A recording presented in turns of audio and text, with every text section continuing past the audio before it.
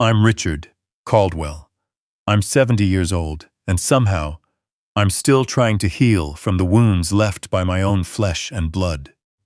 As a self-made real estate developer in Dallas, I used to think I'd built a business empire that would protect my family forever. But after a horrific car accident left me bedridden, my son and his wife stood over my hospital bed with cold smirks on their faces.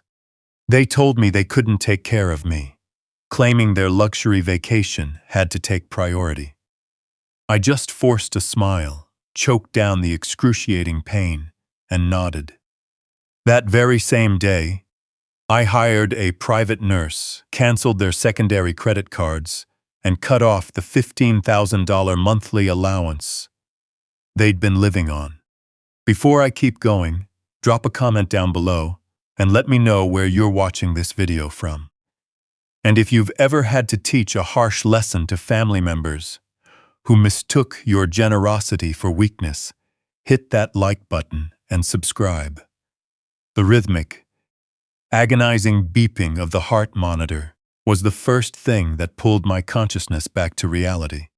Every sharp tone felt like a heavy hammer slamming against the inside of my skull. I forced my eyes open, blinking under the harsh, unforgiving fluorescent lights of the Dallas ER. The air was heavy and stale, thick with the sterile, metallic smell of bleach and rubbing alcohol. My entire body felt like it had been run over by a runaway freight train. Literally speaking, it wasn't far off from that. A brutal high-speed crash on Interstate 35 had completely shattered my right femur and severely broken 4 of my ribs. Every single breath I took came with a sharp, jagged heat radiating straight through my chest. I couldn't move at all, trapped beneath a mess of clear intravenous tubes, heavy white casts, and towering monitors tracking my vitals. I had spent 40 long, relentless years building a commercial real estate and logistics empire from nothing. Through pure grit and determination, I worked my way up from the very bottom to the peak of the Texas business world. I was used to being the man in complete control, the one who gave firm orders, solved impossible problems, and protected everyone under his roof. And now, at 70 years old, I found myself reduced to absolute helplessness, totally reliant on a slow drip of liquid morphine just to endure the physical agony of staying alive on that narrow hospital bed. The heavy, soundproof wooden door of my private recovery room clicked softly as it pushed open. I turned my head slowly, wincing as the stiff, bruised muscles in my neck protested the movement. My only son, 38-year-old Derek, walked into the room. Right behind him was his 35-year-old wife, Stephanie. For one foolish, fleeting second, a father's hopeful heart surged with relief. I naively thought they would rush to my bedside with frantic concern. I thought they'd desperately ask about my pain level, shed genuine tears of care, and that after a terrifying near-death experience, my son would hold his fragile father's hand to offer some warm comfort. But I got nothing, absolutely nothing. Derek stopped near the foot of my bed, deliberately maintaining a cold, calculated physical distance between us. He didn't ask how I was feeling. He didn't ask what the trauma surgeons said about my long-term recovery. Instead, he roughly pulled back the crisp white cuff of his tailored Italian dress shirt and took an impatient look at his heavy Rolex. It was the solid gold luxury watch I had bought him just 2 years ago for his birthday. He stared at that expensive watch face with a deep, unbothered expression of annoyance. Stephanie stood slightly behind his right shoulder, her arms crossed tightly over her flawless designer silk shirt. She looked visibly irritated, her face slightly scrunched up in disgust, as if the air in the trauma unit was a personal offense to her refined senses. Her expensive high heels clicked back and forth as she shifted her weight between her feet, her eyes wandering around the room, refusing to look directly at my bruised, battered face. "Dad," Derek finally spoke. His voice was completely flat, devoid of any recognizable human emotion. He sounded like he was dealing with an annoying client who had shown up at his office without an appointment. The surgeon just stopped us in the hallway. They laid out everything about the emergency femur reconstruction. They said you're going to need around-the-clock professional care for at least the next 2 months just to manage basic daily tasks. I swallowed dryly, my throat feeling like coarse sandpaper. "Yeah," I managed to whisper in a rasping voice that sounded remarkably weak even to my own ears. "It's going to be a very long and difficult road to recovery. I'm going to need some serious help getting everything organized at the main house."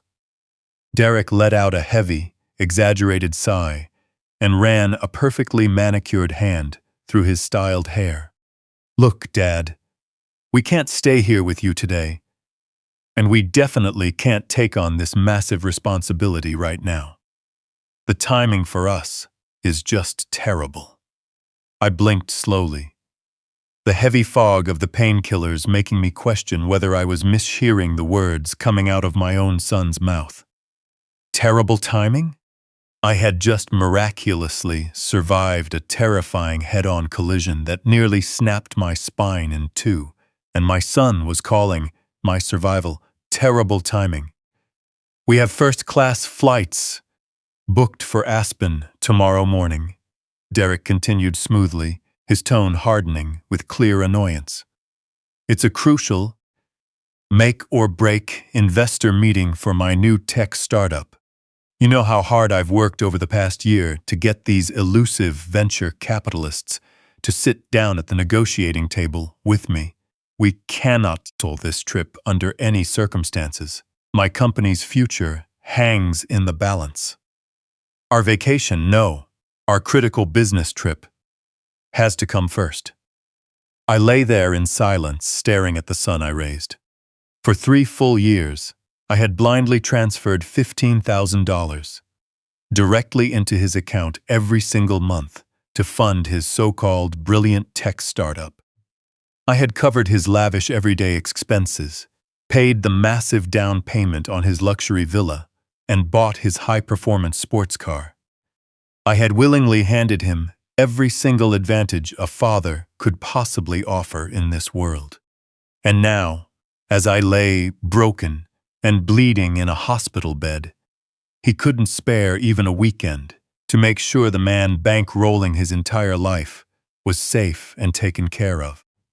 Stephanie stepped forward, with supreme confidence, her sharp heels clicking loudly against the immaculate hospital linoleum. She looked down at me with a perfect, icy, unapologetic smirk resting at the corner of her lips. "Derek is completely right, Richard. You know how vital this particular trip is for our long-term future. Besides, you're an extremely wealthy man. It's not like you lack the endless financial resources to handle this little setback on your own. Hire a private nurse. Hire an entire medical team if you really need to. But our future success has to come first. You can't expect us to put our busy lives on hold just because you happen to get into an unfortunate accident." The suffocating audacity, Selassie of her cruel words, hung heavily in the sterile, quiet air of the recovery room. She was openly telling the man who directly subsidized her entire extravagant lifestyle that his suffering was nothing more than an irritating burden on her schedule. "All right," Derek said briskly, clapping his hands together once, as if officially wrapping up a brief and unproductive board meeting. "We really need to get back to the house to finish packing. The private driver's picking us up at the break of dawn. If there's any major change in your condition, just have the hospital nurses call our cell phones." Get well soon, Dad. Without waiting a single second for any response, they turned their backs on me together. They turned their backs on me together.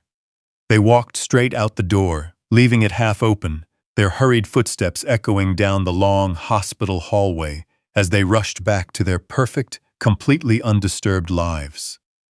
They left me behind, trapped inside a broken body. For several agonizing minutes, there was absolute silence, save for the steady, mocking beep of the heart monitor keeping me company. In another life, or for another kind of man, this would have been the moment to break down and cry. For a 70-year-old father, it would have been a moment of unbearable heartbreak, mourning the complete failure of his parenting and the brutal abandonment by his only living child. But I didn't cry. I didn't shed a single tear. As the heavy door finally closed on its own, the initial paralyzing shock slowly drained from my body, leaving behind something far stronger and infinitely more dangerous. A deep, cold, calculating rage settled into my bones. It was the same predatory business instinct that had allowed me to crush corporate competitors and build a massive real estate empire over the past 40 years, and now it shifted into high gear. If my son truly wanted to treat my life and health as a trivial, annoying business transaction, then I was ready to speak his language fluently. I forced my only good, uninjured arm toward the small rolling tray table next to the bed. With a sharp twist of agony, I somehow reached far enough to grab my iPad. I desperately needed to see just how crucial this high-stakes investor meeting in Aspen really was. I unlocked the glowing screen and quickly opened my primary email account, which was directly linked to all my high-level financial security alerts. Before I could even search my inbox for details on Derek's startup, a bright red priority notification popped up right at the very top of the screen. It was an automated, high-priority security alert straight from American Express.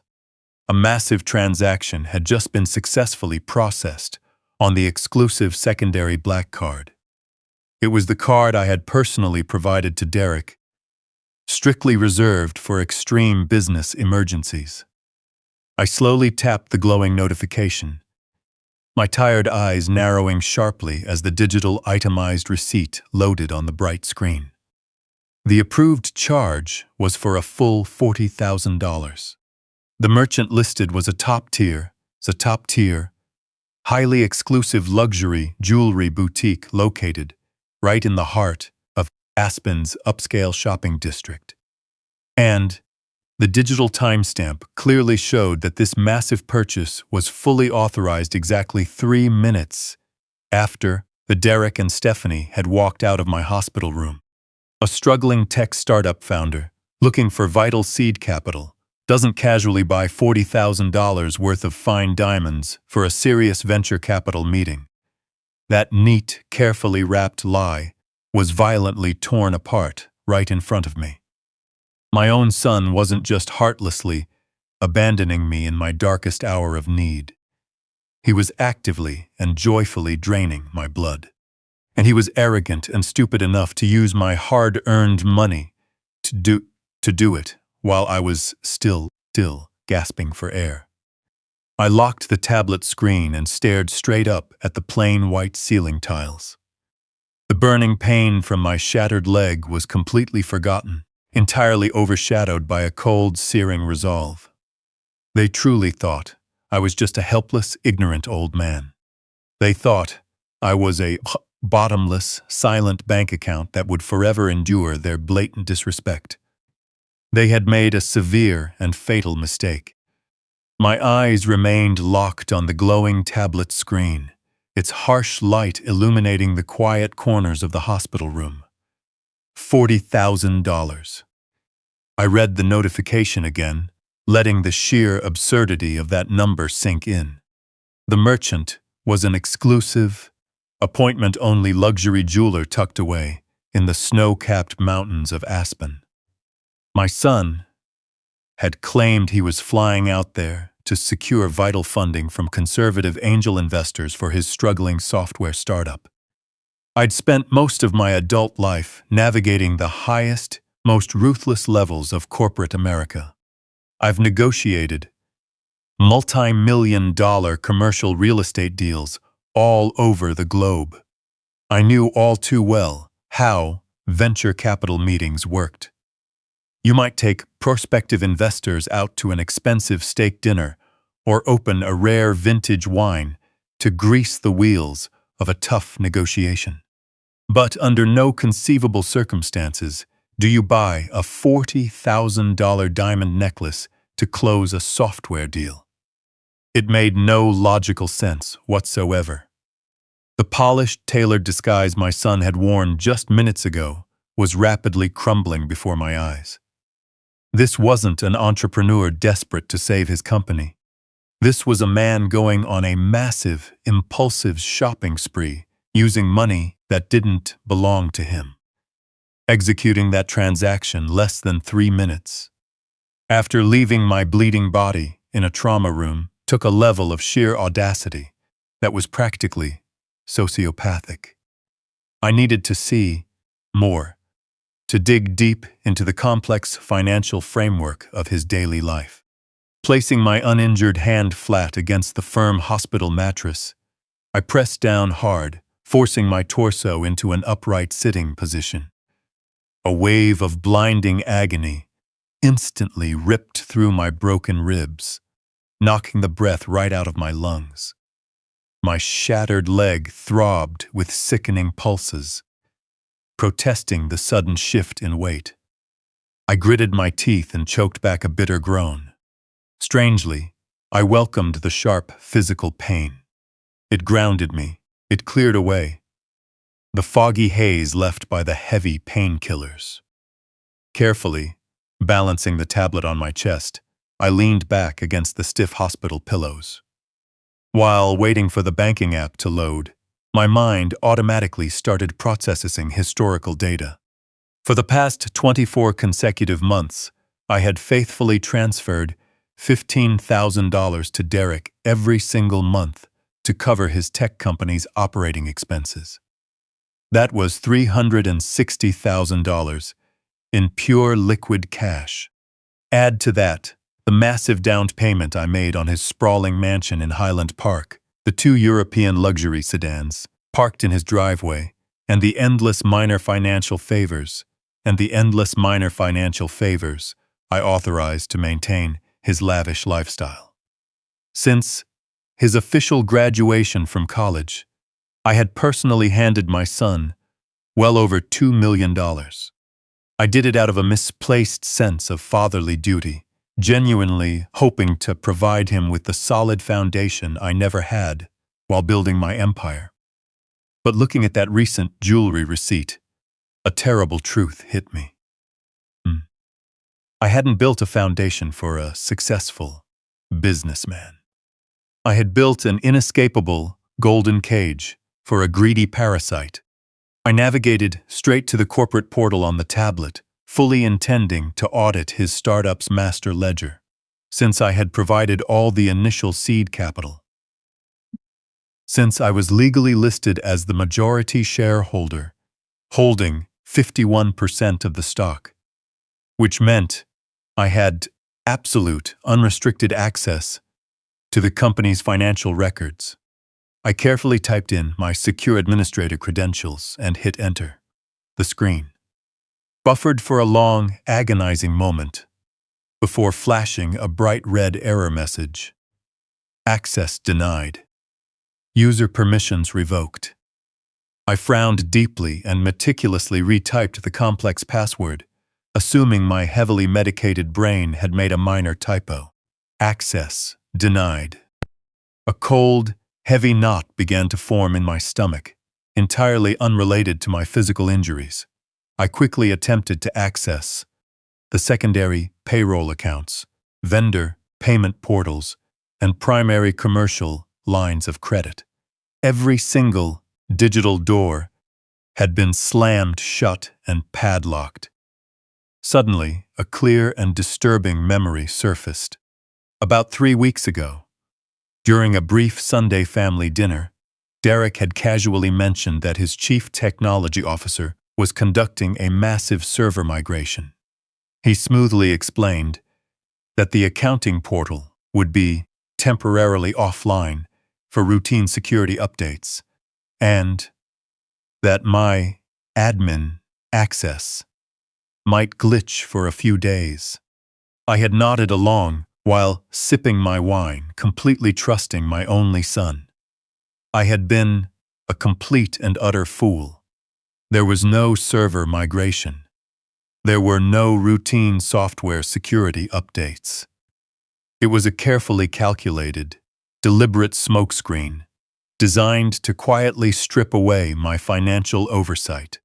My son had systematically locked the majority owner out of the corporate books, likely because those books contained a devastating truth he couldn't afford for me to see.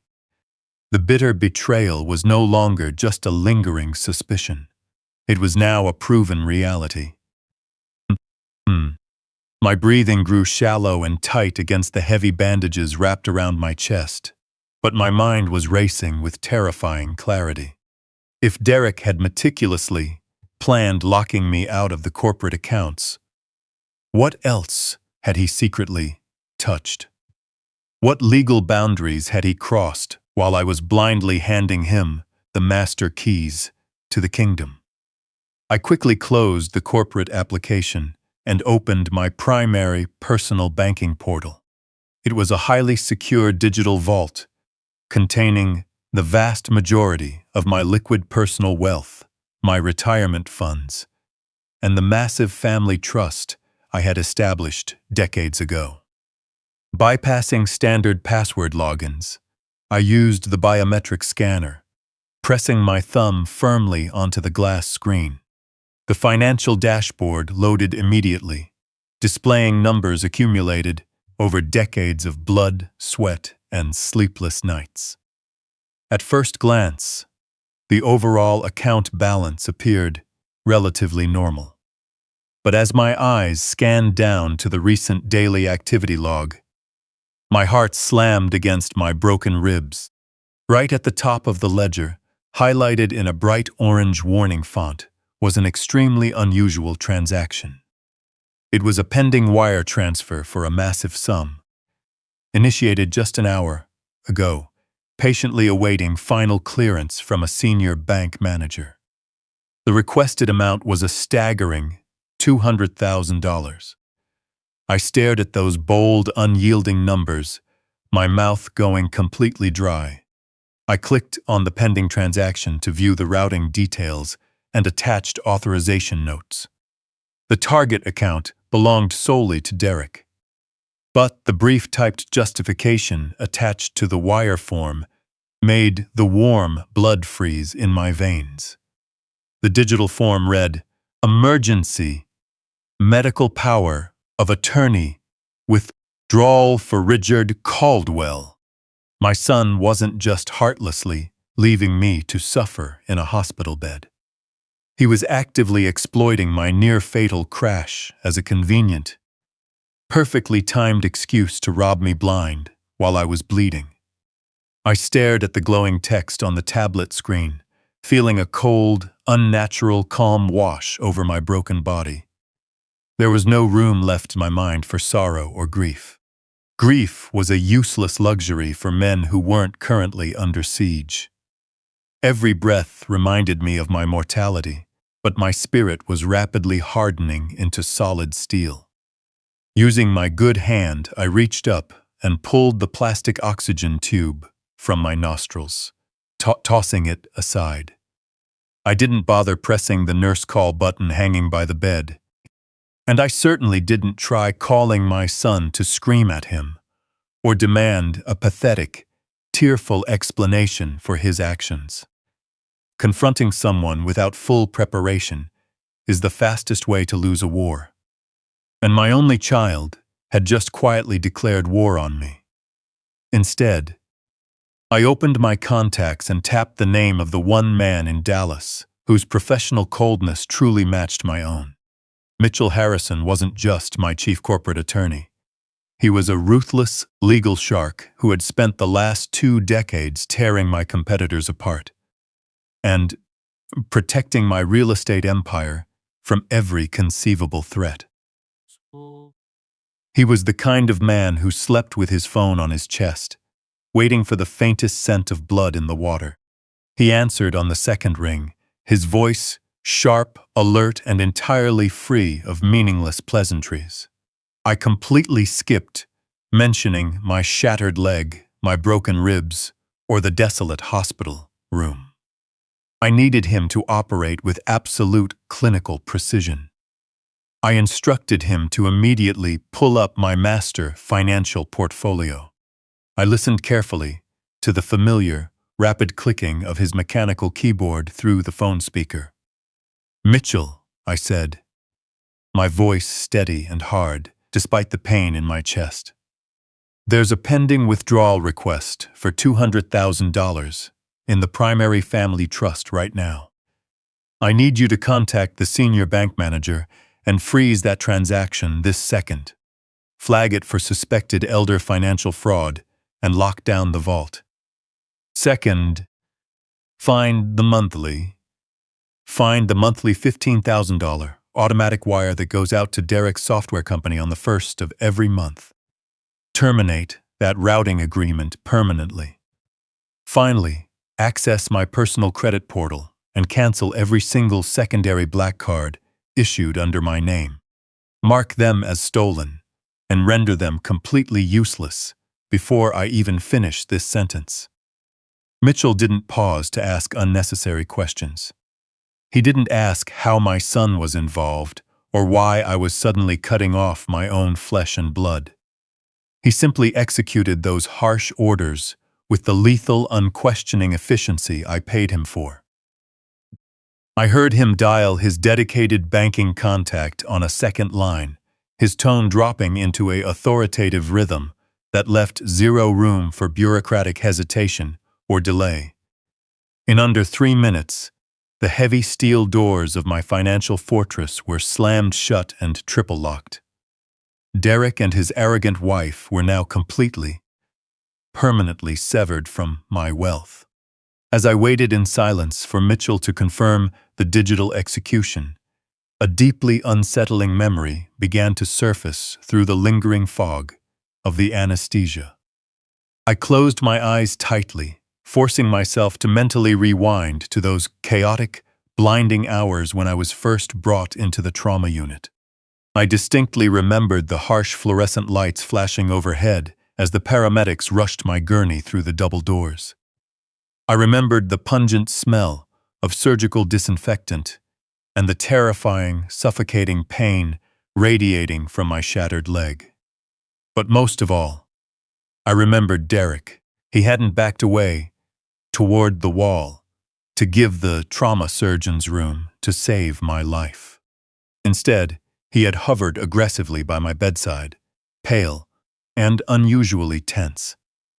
At one specific moment, right after the trauma nurse had injected a large dose of liquid morphine into my IV, Derek leaned heavily over me. He brought another man right up to my bed. That stranger was wearing a crisp white coat and holding a glowing digital tablet. In my heavily medicated and panicked state, I naturally assumed the man was an attending physician who needed my immediate legal consent for emergency surgery.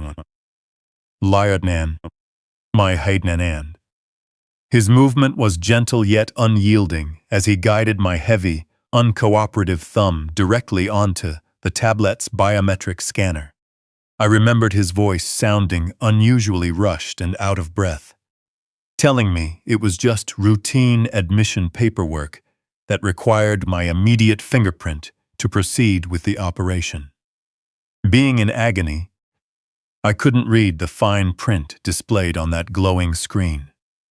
I snapped my eyes open in the quiet room, the puzzle pieces falling into place with terrifying, crystal-clear precision. That man in the white coat was no doctor. My son had deliberately exploited my moment of extreme physical agony and drug-induced vulnerability to obtain my digital fingerprint, using it to sign something far more sinister than routine hospital paperwork. Mitchell's sharp voice brought my focused attention back to the call. "The bleeding has been officially stopped, Richard," he reported, his voice tight with an unfamiliar tension.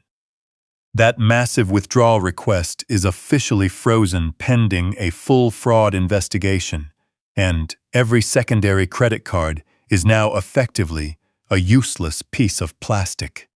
However, while I was permanently terminating the recurring monthly wire transfer, I uncovered a massive, glaring anomaly in the digital routing protocols. I gripped the phone tightly, preparing for the inevitable blow. "Tell me exactly what you're looking at," I ordered. Mitchell took a deep, frustrated breath. "You explicitly told me you were sending that $15,000 to a domestic corporate payroll account for a local Dallas software startup. But that is not where those funds were ultimately ending up. Derek has been using a complex web of digital routing layers, bouncing the funds through multiple domestic shell companies to hide the paper trail. Your money was ultimately landing in an offshore holding account registered under an anonymous LLC in the Cayman Islands. Your son doesn't have a struggling tech startup, Richard. He built a sophisticated, highly illegal money laundering funnel." The heavy silence in the room suddenly felt suffocating. This was no longer just a family dispute. It was an active crime scene, and I had been the primary target. The situation had just escalated from simple family greed into a major federal crime involving my name as the unwitting source of funds. "I want a full, completely unredacted audit of his entire digital footprint," I told Mitchell, my voice dropping to a dangerously cold whisper. Mitchell didn't hesitate for even a second. "I'm deploying my top cyber forensics team immediately," he assured me, firmly. "They will tear that fake company apart digital piece by digital piece, and we will find out exactly what your son has been up to in the shadows." Mitchell moved fast. Less than an hour after our intense phone call, the heavy wooden door to my private room opened. A tall, sharply dressed woman with an athletic build and a resolute gaze stepped confidently into the sterile room. She introduced herself as Sarah Jenkins, a private medical contractor and former military nurse. Mitchell kept her on an exclusive retainer, specifically for high-profile clients. Sarah didn't wear standard scrubs or carry a plastic clipboard like regular hospital staff. She moved with the quiet, effortless efficiency of a trained soldier entering a hostile zone. Her very first move was to dismiss the gossiping floor nurses, completely locking down my recovery room. She expertly adjusted my IV lines, checked my vital monitors, and established a strict line of defense right at my door. No one was allowed through without my explicit authorization. For the first time since that devastating crash, I felt a genuine sense of control return to my broken body. I might have been physically immobile, strapped to a firm hospital bed with a shattered femur and broken ribs, but my mind was exceptionally clear and laser-focused. With Sarah's vigilant protection and Mitchell's ruthless legal backing, I was effectively operating my massive real estate empire directly from my bed. The heavy fog of the morphine had completely lifted, replaced by a cold, searing surge of adrenaline. I asked Mitchell for a secure, encrypted laptop, which Sarah had delivered within an hour. I spent the entire afternoon meticulously changing every master password, revoking every administrative access token, thieves' dilt, and digitally barricading the vast fortune I had spent 40 years building. The trap was officially set, and the vault was permanently sealed against those two ungrateful thieves. Exactly 7 hours after Mitchell completely cut off their financial lifeline, the inevitable fallout finally began to play out in real time. My private cell phone sat on the small tray table beside my bed, volume turned all the way up. The device suddenly buzzed and rang with violent urgency. The glowing screen displayed my son's name. I simply watched the phone ring repeatedly until it went to voicemail. A minute later, the screen lit up again. Then came a third call, followed rapidly by a fourth. The frequency of the calls escalated into a desperate, frantic rhythm echoing through the quiet room. 10 missed calls turned into 30. 30 missed calls quickly surged to 99. Dozens of long, panicked text messages began flooding my notification screen, constantly alternating between my son and his wife. The initial messages were filled with confusion and a touch of impatience. Asking if I had carelessly forgotten to pay the monthly credit card bill before my sudden accident. As the hours passed, those messages devolved into pure, unfiltered panic. Derek texted that his black card had just been publicly declined at the front desk of the 5-star luxury resort in Aspen. Stephanie followed up with a furious message, complaining they were being threatened with immediate eviction from their penthouse suite because the front desk couldn't process a valid payment for their lavish room service bills. They were stranded in an elite mountain town, surrounded by immense wealth, utterly broke, and without even enough cash to buy a basic meal. The bottomless bank account they had taken for granted and relied on so completely had suddenly vanished without a trace. I watched their escalating digital panic with a steady, unblinking glare, refusing to touch the screen or offer them a single word of comfort. Sarah walked over to my bed, carrying a steaming ceramic mug of dark roast coffee. She gave me a respectful nod as she handed it to me, her eyes lingering briefly on the screen, flashing on my phone before she turned away. I brought the hot mug to my lips and took a slow, deliberate sip to steady my tense nerves. The rich, bitter taste grounded me, standing in sharp contrast to the storm of emotions brewing inside my chest. Listening to the endless buzzing of the phone, my thoughts drifted painfully back to my late wife, Mary. I vividly remembered her sitting across from me at our broad mahogany dining table, her slender hands wrapped around a similar mug of freshly brewed coffee. Mary always possessed an exceptionally sharp intuition when it came to human nature. She had warned me multiple times that my financial leniency toward our only son was a grave mistake. She used to tell me that shielding a young man from the harsh realities of consequences would only raise a spoiled, dangerous monster hiding behind the mask of a loving son. I had foolishly dismissed her wise concerns back then, arguing that my immense success meant our family would never have to struggle again. I wanted to give him a seamless life of privilege, a life I had to fight and bleed for every single day in my youth. Now, trapped in a sterile trauma unit while my son enjoyed a stolen luxury vacation, I finally understood the full extent of my error. My unchecked generosity hadn't built a capable successor. It had simply fed a greedy, entitled parasite who viewed my love as a weakness to be exploited endlessly. This bitter coffee felt like a fitting, well-deserved dose into the rain, well-deserved dose of medicine to cure years of blind fatherly ignorance and misplaced trust. As the afternoon shadows lengthened across the hospital floor, the buzzing of the phone eventually faded into a quiet, frustrated silence.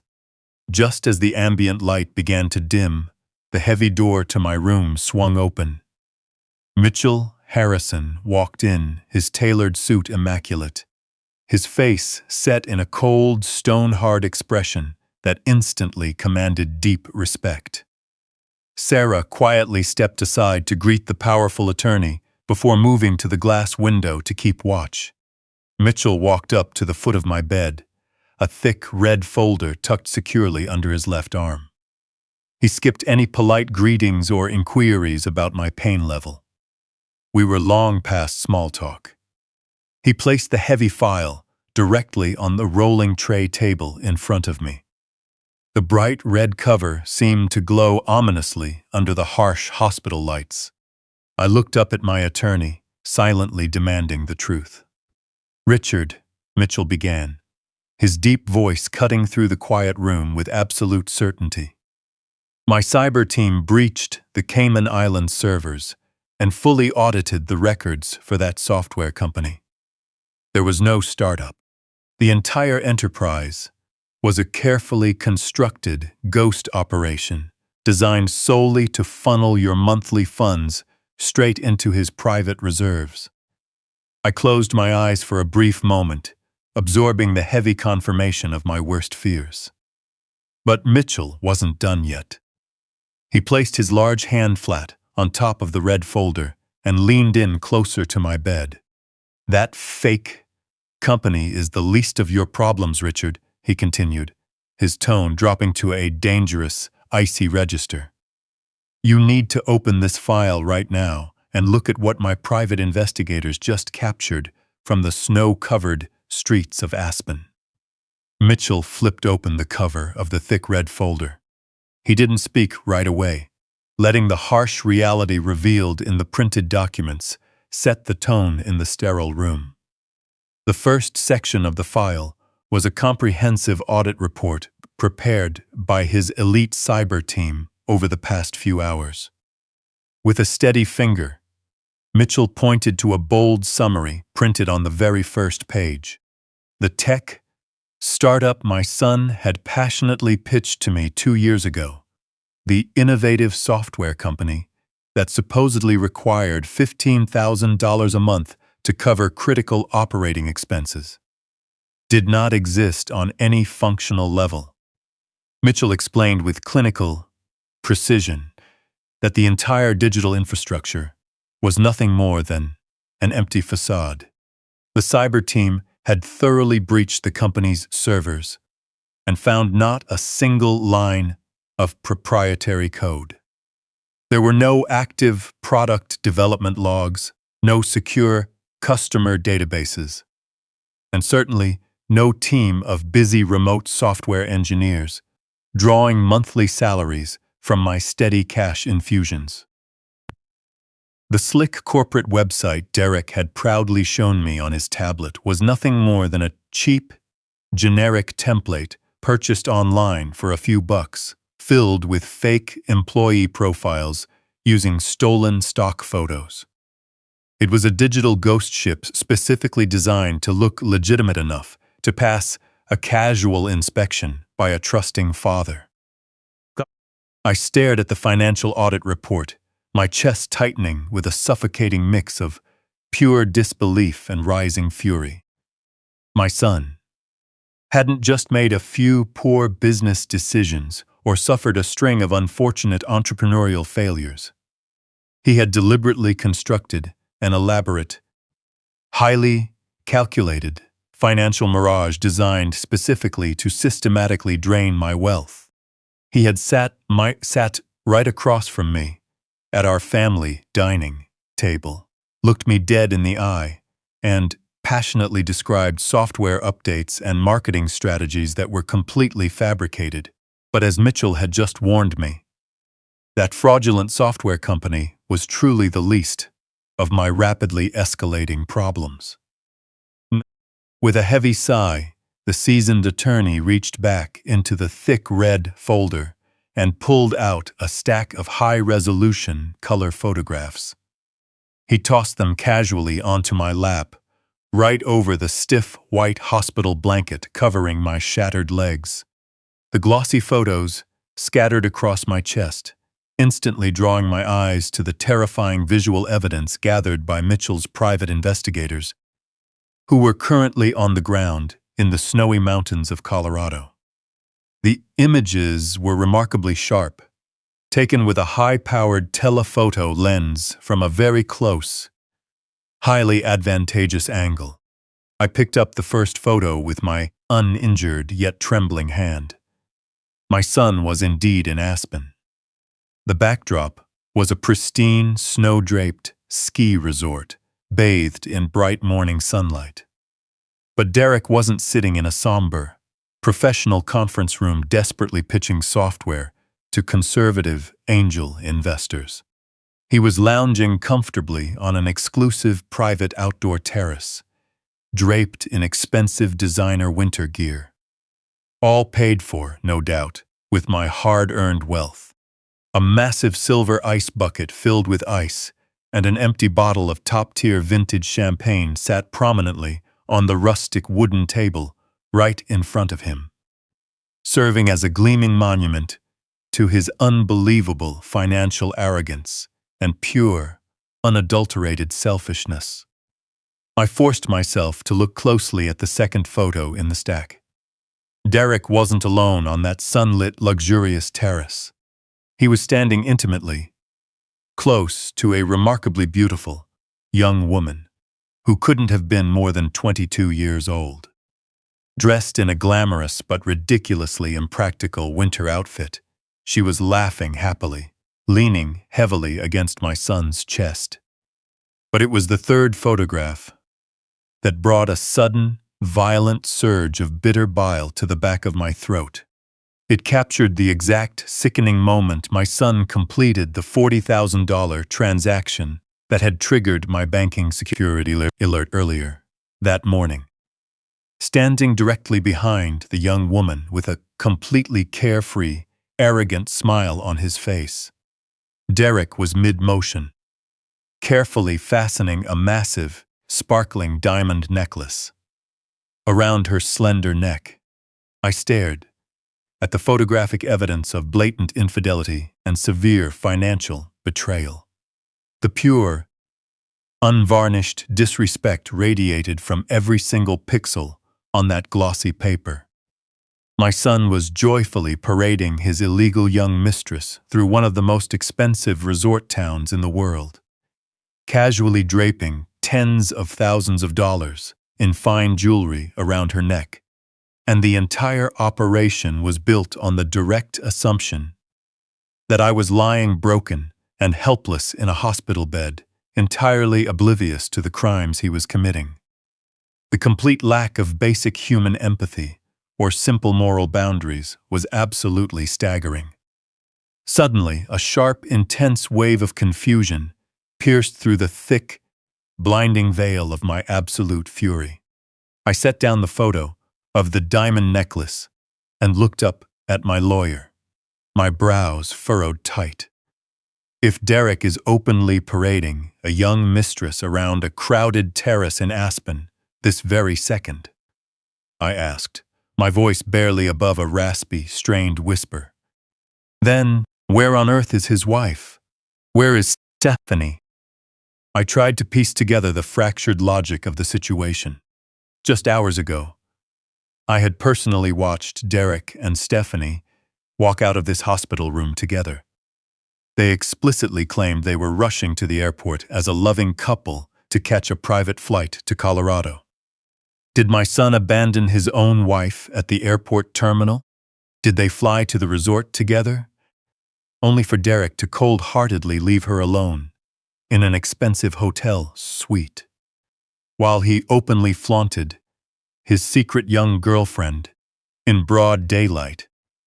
I had always considered Stephanie to be a somewhat spoiled, demanding woman who enjoyed the luxurious comforts my wealth provided, but I had never actively wished her any deep emotional harm.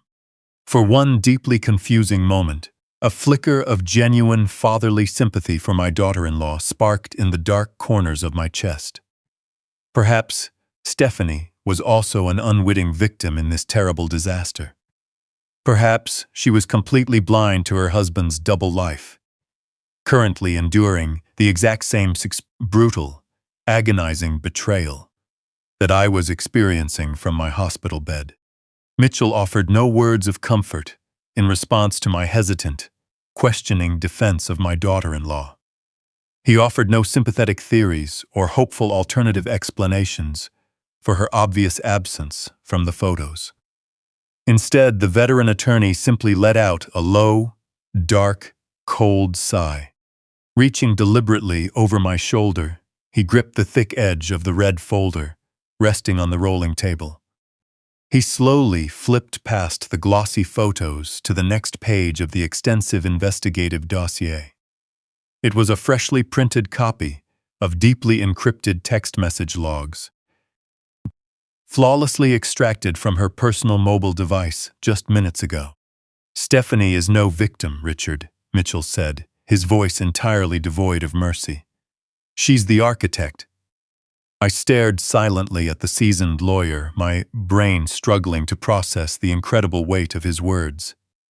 Mitchell offered no further verbal explanation.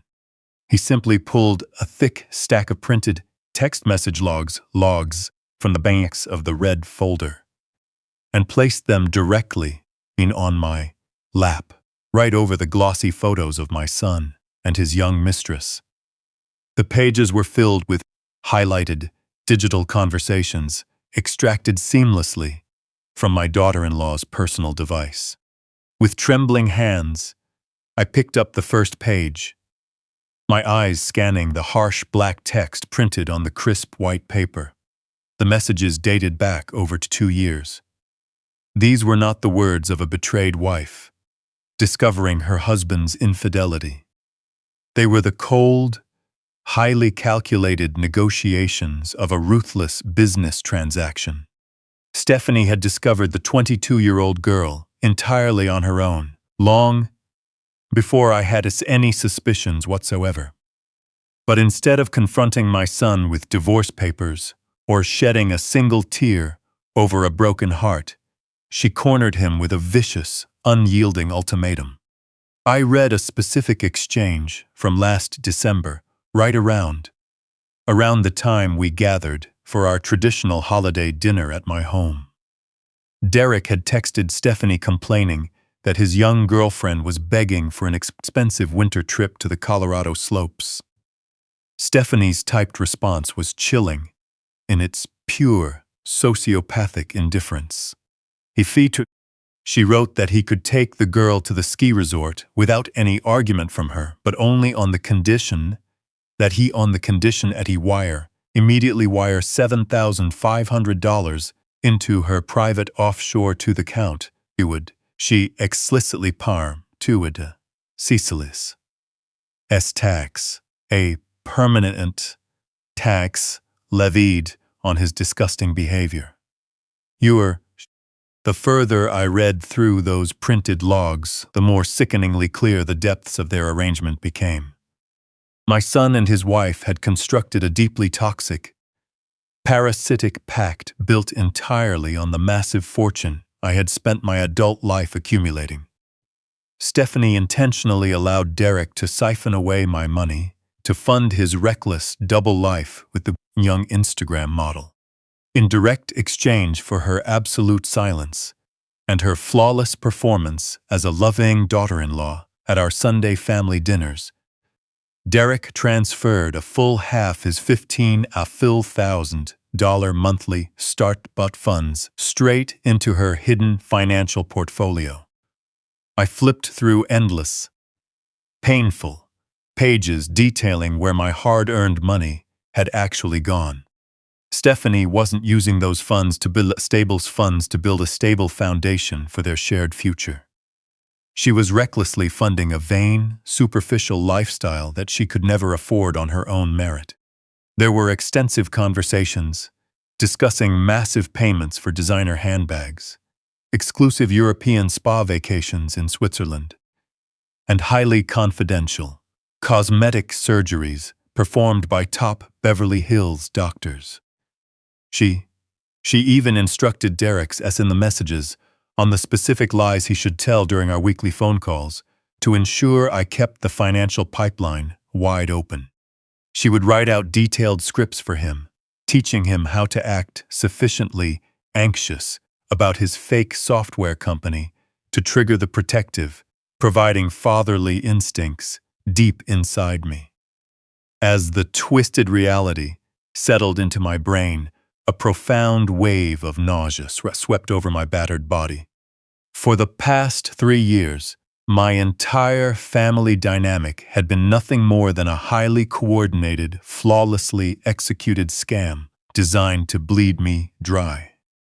Every warm hug Stephanie gave me at the front door, every bright smile she flashed across the dinner table, every affection-filled time she called me Dad, it was all a meticulously rehearsed performance. They saw the grief I carried from losing my late wife, Mary, and viewed it as an easy vulnerability to exploit. Knowing how desperately I wanted to keep my remaining family close after the funeral, they heartlessly weaponized my love as a father to fund their grotesque, hollow lives without a shred of remorse. Compared to the crushing, suffocating weight of this absolute emotional betrayal, the physical pain radiating from my shattered femur and broken ribs suddenly felt completely insignificant. I had spent 40 years in the ruthless world of commercial real estate, coldly fighting off corporate sharks, hostile investors, and aggressive competitors.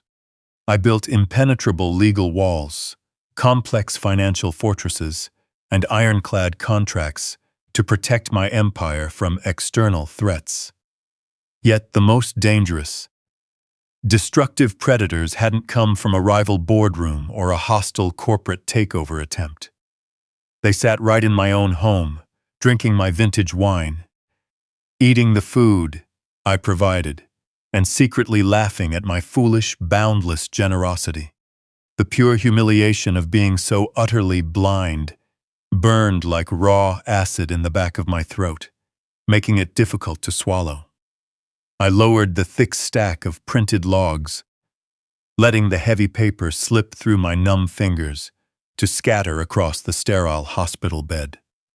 Looking up at the blank ceiling, I felt a massive void swallow the space where my heart used to be. My son was a cold-hearted thief, and my beautiful daughter-in-law was his willing blackmailing accomplice. I was completely alone in this world, surrounded only by the phantom of a family I had delusionally created in my own mind. A family that never truly existed.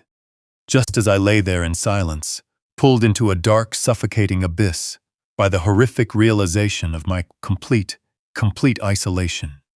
A sudden, sharp, metallic sound.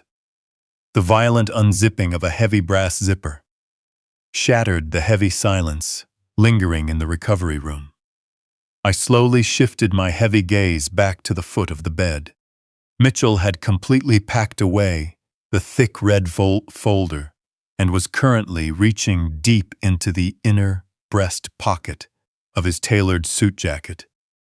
The fierce, uncompromising corporate attorney pulled out a small metallic flash drive, holding it directly up under the harsh fluorescent lights above. His facial expression had suddenly shifted from cold, professional disgust to something far more urgent and intensely dangerous. He stepped deliberately closer to my bedside, carefully and methodically plugging the small digital drive directly into the side port of my secured electronic tablet. Richard, Mitchell said, his voice dropping into a severe register that commanded my absolute attention, forcing me to pull myself back from my thoughts to the brutal reality of the present. I know this emotional betrayal is devastating to process, but we do not have the time to mourn your broken family right now. You need to set the grief aside and focus entirely on your physical and financial survival. Yesterday afternoon, I personally pulled all the hidden hospital surveillance footage from the main trauma unit. He tapped the brightly glowing screen of the tablet with firm pressure, bringing up a grainy black and white video file showing a chaotic emergency room hallway. You need to see exactly who that man in the white coat really was. The suspicious stranger Derek, intentionally brought into your private room while you were heavily sedated under surgical narcotics. Surgical narcotics. Mitchell tapped his index finger against the glowing tablet screen, initiating the silent, grainy black and white surveillance footage. The video displayed a high-angle shot captured from a camera securely mounted near the sterile ceiling of the busy trauma corridor. I watched with a sickening sense of detachment as my own broken body was wheeled rapidly through double swinging doors on a narrow medical gurney. Dark bloodstains covered my clothes, and my head rolled helplessly on a thin pillow. The trauma nurses were moving with frantic urgency, connecting thick intravenous tubes and shouting commands that the silent camera couldn't capture. But all my focus locked onto the figure of my son. Derek completely ignored the medical team, attempting to stabilize my shattered leg and failing vitals. He paced nervously around the perimeter of my gurney.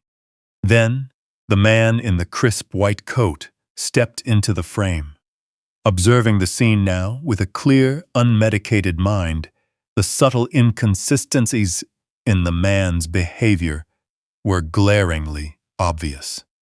He didn't move with the confident, purposeful stride of a highly trained trauma surgeon to evaluate a critical patient. His demeanor was hesitant, evasive, constantly glancing back over his shoulder toward the hospital entrance. He approached Derek, keeping his head low, and shoved a digital tablet into my son's eager hands.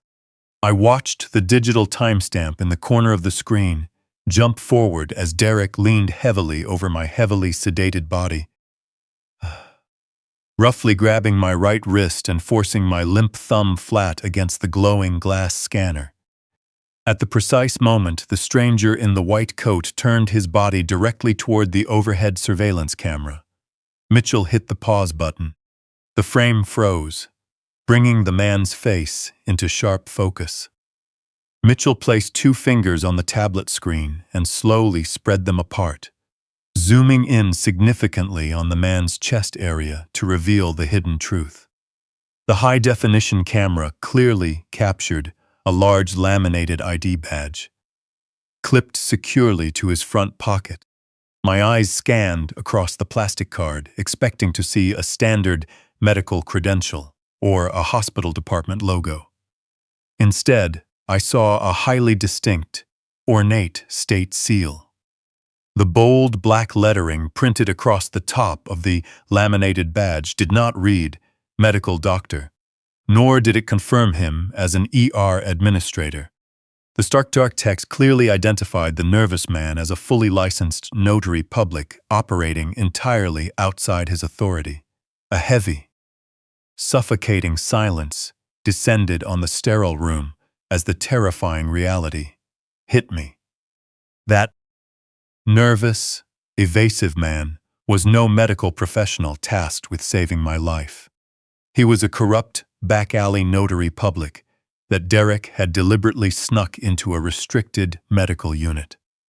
Mitchell stared at me, his jaw clenched so tight the muscles beneath his skin visibly twitched. Your son didn't need your digital fingerprint to authorize emergency orthopedic surgery. Richard, Mitchell explained, his voice dropping into a dark, unforgiving register. He needed an officially witnessed, legally binding biometric signature to completely bypass standard legal protocols.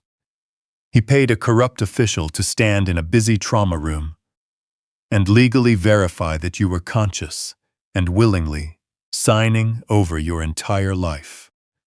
The staggering scale of my son's calculated, sociopathic scheme finally came into crystal clear focus.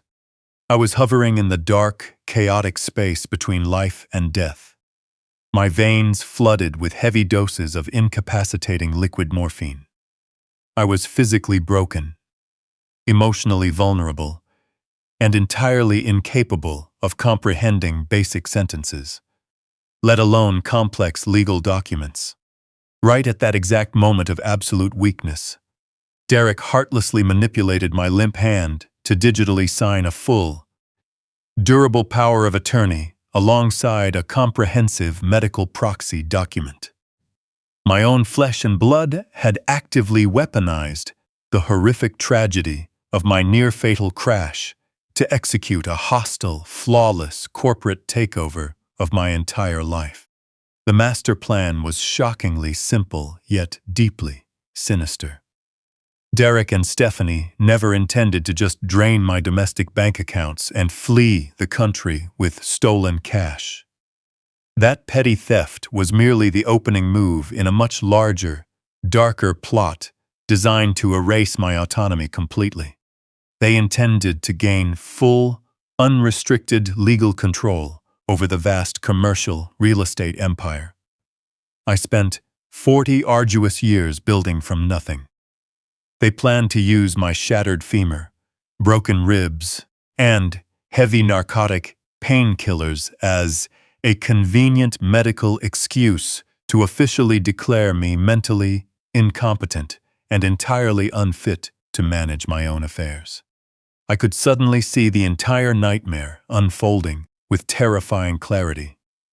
They planned to legally seize my assets, lock me away in a restricted, high-security private care facility under the guise of needing around-the-clock medical attention, and throw away the metaphorical key. I would have no legal standing, no access to my trusted attorney, and no financial ability to fight back. I would be effectively buried alive in a comfortable, sterile hospital room, while my vicious son and his wife systematically liquidated my life's work to satisfy their endless, lavish fantasies. Selling would strip my empire down to the bone, telling them every commercial property and residential tower I owned to the highest bidder. I looked up from the frozen video frame on the tablet, my breathing growing short and tight beneath the heavy bandages on my chest. The cold, uncompromising rage that had been building inside me over the past few hours finally hardened into pure, indestructible steel. "We need to invalidate those signatures immediately," I commanded, my voice echoing with a raspy, severe authority that demanded absolute obedience. "We need to file an emergency injunction to block whatever legal authorization that fraudulent notary tries to process." Mitchell didn't nod or offer a reassuring smile. His stern face remained carved from solid granite as he reached into his black leather briefcase and pulled out his sleek silver laptop. Opening the screen, his fingers moved across the mechanical keyboard with practiced, relentless speed, bypassing the local hospital network arcs to log directly into the county recorder's secured database. The bright glare of the laptop monitor reflected ominously off his thick lenses as he rapidly scanned the incoming legal data. I watched his eyes narrow sharply, his frantic typing coming to a complete halt. A heavy, oppressive silence stretched through the room for 10 agonizing seconds. Mitchell finally closed his eyes and let out a long, deeply frustrated sigh. "Richard," Mitchell said, his voice hollow and completely stripped of its usual aggressive confidence. "They didn't even wait for the ink to dry. They filed that power of attorney with the county clerk an hour ago.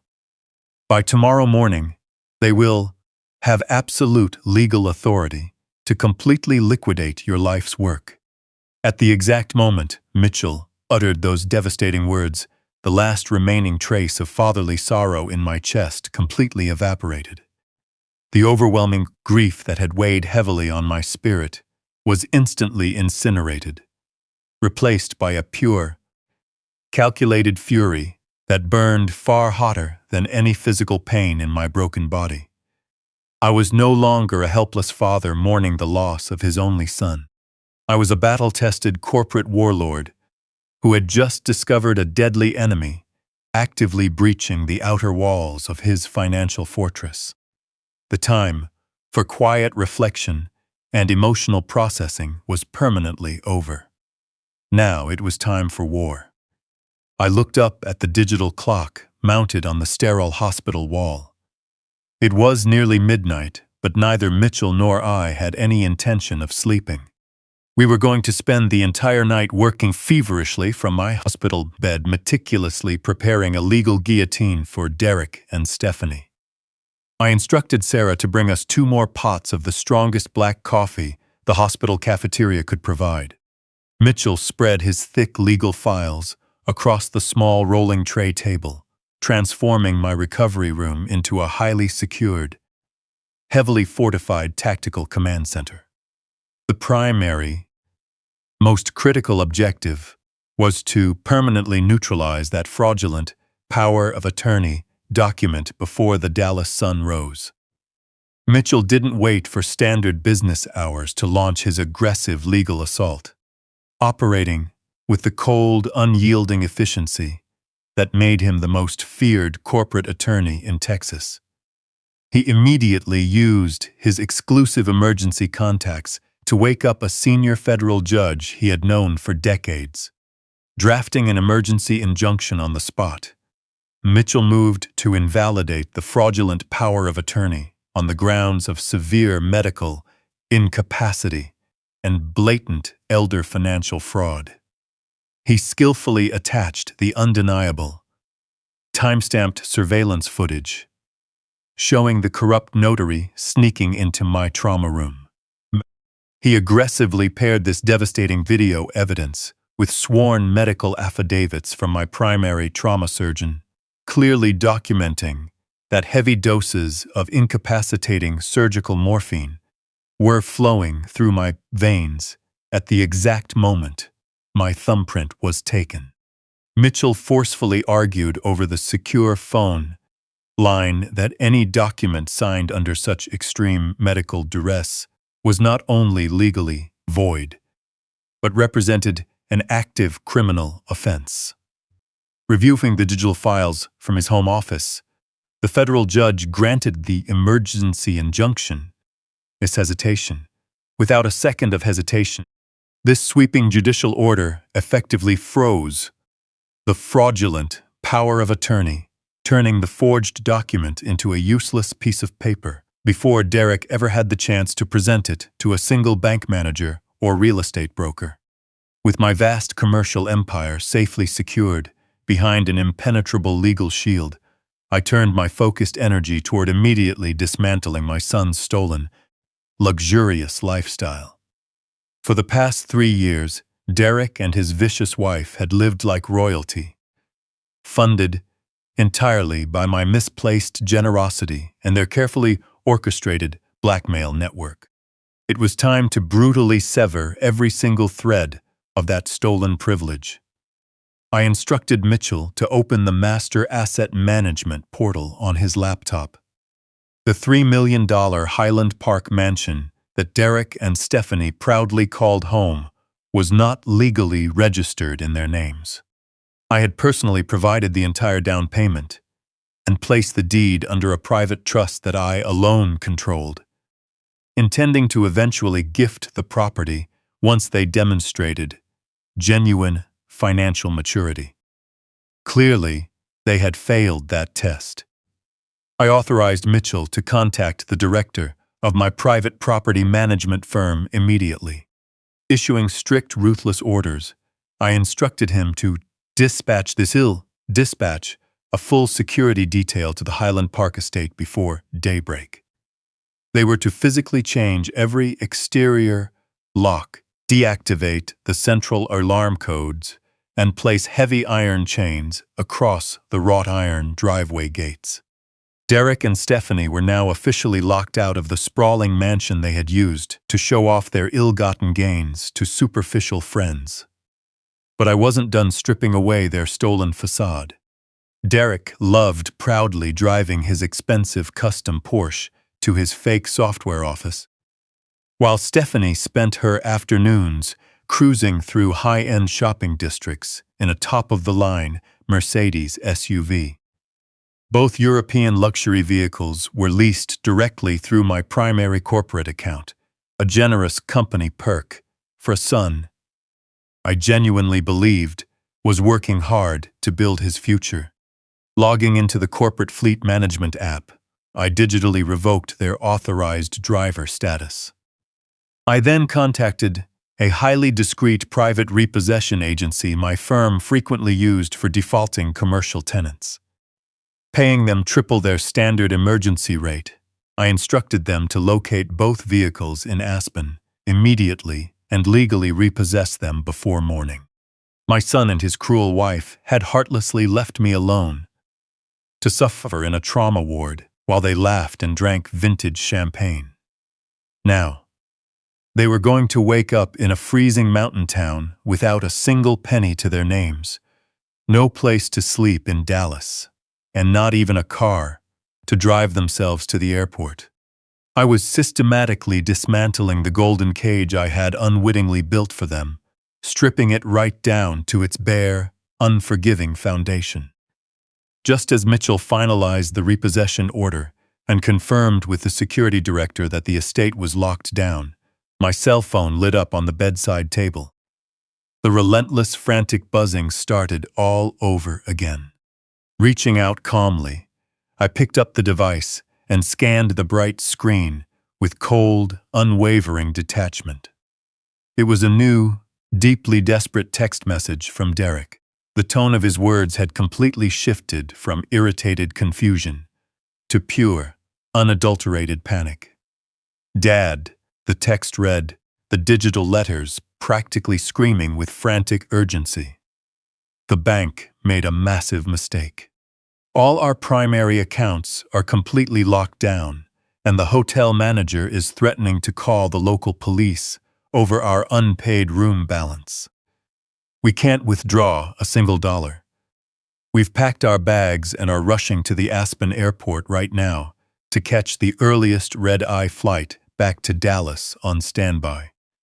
Please tell the floor nurses to let us into your room the second we arrive. We need your help to fix this disaster." I stared at the glowing words of desperate panic on the screen, feeling zero mercy or sympathy for the treacherous thieves rushing back to Texas. They weren't flying back to sit by my bedside or comfort their injured father. They were flying back because the stolen money had finally dried up, and they desperately needed to manipulate their old man into reopening the financial vault. Slowly raising my uninjured hand, I began typing my response with calm, methodical precision. I didn't unleash my boiling rage, nor did I threaten them with the massive legal consequences coming their way. I simply offered a brief confirmation that their worst nightmare was patiently waiting for them. "I can't wait to see you, son," I typed, pressed send, and set the phone down. The war had only just begun. The morning sun was just beginning to cast a pale light across the Dallas skyline when the heavy wooden door to my private recovery room slammed open. I hadn't slept a wink, spending the entire night going over the thick red folder with Mitchell to prepare absolute ruin for the two traitors rapidly approaching. My intimidating private nurse, Sarah Jenkins, stood firmly in the center of the doorway, her arms tightly crossed over her chest. I gave her a slow, deliberate nod, and she obediently stepped aside, leaving the trap wide open. Derek and Stephanie practically stumbled into the sterile room, looking nothing like the polished, insufferably arrogant socialites who had coldly abandoned me just yesterday. Their clothes were wrinkled, they were gasping for air, and they radiated a frantic, uncontainable, nervous energy. Derek wore a rumpled designer sweater that smelled of stale, overnight airport coffee. His usually perfectly groomed hair stuck out at an awkward, messy angle. Stephanie looked even worse. Her expensive makeup was heavily smudged beneath her wide, terrified eyes, and she clutched her massive designer handbag tightly against her chest, as if it were a literal lifesaver. I knew all too well what they had endured just to get here. Mitchell had ensured that every single one of their primary bank accounts, corporate credit lines, and emergency reserve funds was thoroughly locked down. They had undoubtedly been forced to endure the ultimate humiliation, begging for crowded, miserable commercial economy standby tickets, completely stripped of the luxury private flights they had grown accustomed to enjoying on my dime. Physically exhausted and emotionally frantic, they were desperate to regain access to the endless river of wealth they believed was their birthright. Before I even had a chance to digest their pitiful appearance, the dramatic performance immediately began. Derek rushed straight to my bedside, his face twisting into an Oscar-worthy mask of dutiful filial concern. "Dad," he gasped, his voice trembling with a carefully calibrated mix of relief and panic. "We were so worried about you." The exact second we realized there was a massive issue, we dropped everything. We had to abruptly abort our crucial angel investor meeting right in the middle of our core software demonstration. It was an absolute disaster. But nothing is more important than your health. Stephanie seamlessly joined the rehearsed play, stepping right beside her husband. She reached out a trembling hand, attempting to gently hold my uninjured fingers, but I subtly pulled my arm back, leaving her hand hovering awkwardly in midair. "Oh, Richard," she whimpered, her voice featherlight and laced with a manufactured, breathless anxiety. Trying to rush back to your side was an absolute nightmare. We were sitting in an executive boardroom in Aspen, making incredible progress on financing the tech startup when the bank suddenly froze absolutely everything without so much as a warning. Our corporate cards were declined. The hotel locked us out, and we couldn't even pay the basic taxi fare to the airport. We thought the family trust suffered a massive cyber attack or some terrible financial glitch. I watched Stephanie raise her hand, delicately dabbing the corner of her eye, pretending to wipe away a tear brought on by stress and exhaustion. It was a spectacular display of emotional manipulation. A perfect continuation of the scam they had been operating right under my nose for the past 3 years.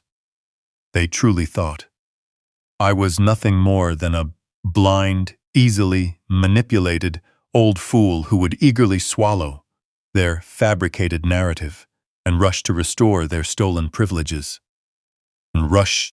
They expected me to apologize for the banking error, hand them a fresh credit card, and praise their extraordinary dedication. I said nothing. I offered not a single word of comfort, nor did I grant them the reassuring fatherly approval they were so desperately hunting for. I simply leaned back against the stiff hospital pillows, maintaining a cold, unreadable glare. The heavy silence in the room quickly thickened, growing suffocating and tense. Derek shifted his weight nervously, his eyes darting frantically between my expressionless face and the gentle ticking of the various medical monitors beside my bed. My complete lack of an immediate sympathetic reaction was clearly not in the script they had hastily put together during that miserable economy flight back to Texas. I let them stand there in that stifling quiet, letting the immense pressure of their own guilt and deception slowly crush them. Unable to endure the intense, unbroken silence, Derek predictably began digging his own grave even deeper. "It really was an exceptionally important meeting, Dad," he rambled, the pitch of his voice rising slightly as he tried to fill the void. "The conservative investors were remarkably impressed with our new domestic routing protocols and the digital migration strategy I've been implementing. I truly felt we were on the brink of securing a massive external capital injection. You're about to kick out into the rain, which would finally allow the startup to operate completely independent of your monthly support. It's such a shame that this sudden banking freeze ruined all that momentum. Stephanie nodded rapidly in eager agreement, her smudged makeup making her look desperate. It was so devastating, Richard, she added, her voice dripping with fake sincerity. Derek has been working so hard for this software launch. He led the negotiations brilliantly, ensuring every detail of the corporate presentation was absolutely flawless. He didn't even have time to step out of the boardroom to eat a meal. We were both just so focused on securing the company's future. I let the toxic echoes of those lies hang in the sterile air for another long, agonizing minute. Terror was now unmistakably settling into Derek's eyes as he finally began to realize that his carefully crafted smokescreen was failing to produce its intended effect. The clueless old man they had secretly mocked and schemed against was gone for good. I propped myself up against the firm mattress, completely ignoring the sharp protest from my broken ribs. Reaching out with steady precision toward the rolling tray table parked to my right. My fingers gripped the thick edge of the bright red folder Mitchell had delivered the night before. I raised the file into the air, holding it between us for a brief, heavy second. Derek and Stephanie stared at that ominous red folder, completely paralyzed by a sudden sense of impending doom. With a swift motion, I slammed the heavy dossier directly onto the hard linoleum floor.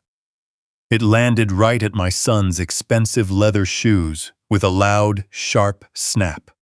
The thick binding burst open, scattering dozens of high-resolution color photographs across the ground, exposing undeniable visual evidence of his infidelity and their massive financial crimes. I locked my cold, unyielding gaze directly onto Derek's terrified face. "How was the fresh snow, Derek?" I asked, my voice echoing with pure, lethal clarity. Or was that sparkling $40,000 diamond necklace a bit too heavy to ski with? The absolute silence that suddenly flooded the small room was so profound that I could clearly hear the steady, rhythmic hum of the IV pump. Derek and Stephanie froze in place, their eyes widening in pure horror as they looked down at the glossy photos scattered across the cold floor. The image of Derek fastening the diamond necklace around his mistress's neck stared right back at them, standing as undeniable proof of their massive deception. The color drained rapidly from my son's face, leaving him looking ghost-white under the fluorescent lights. He opened his mouth, closed it, and opened it again like a gasping fish. His polished facade shattered right before my eyes. "Dad! Dad!" Derek stammered, his voice breaking into a pathetic whine that exposed his inner panic.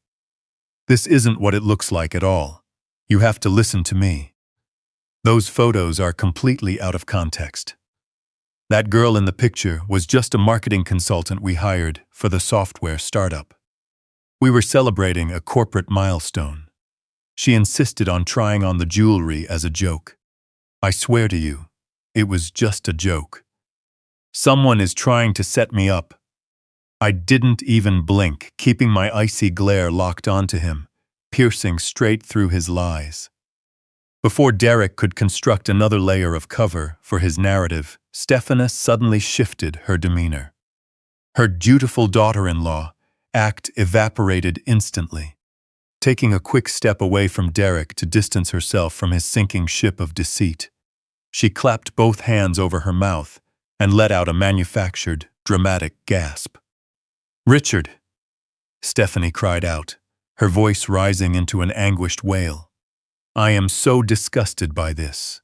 I had absolutely no idea he was doing this behind my back.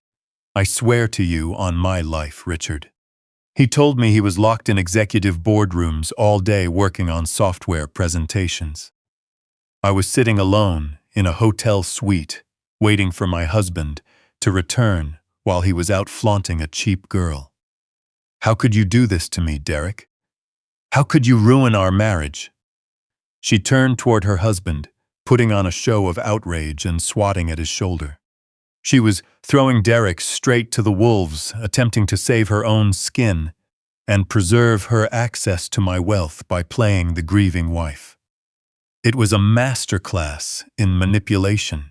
If I hadn't spent the entire night reading through the files Mitchell extracted from her phone, I might have actually believed her. But I already knew the truth. I reached back toward the bedside table, picking up the thick stack of printed logs and holding them firmly in my hand. I let Stephanie finish her monologue before speaking. "You're a talented actress, Stephanie," I said, my voice carrying a dark calm that cut her crying short. "But before you try playing the innocent victim in front of me, you should learn to permanently delete your backups." I held up the top page of the printout, positioning it perfectly under the reading light above my bed.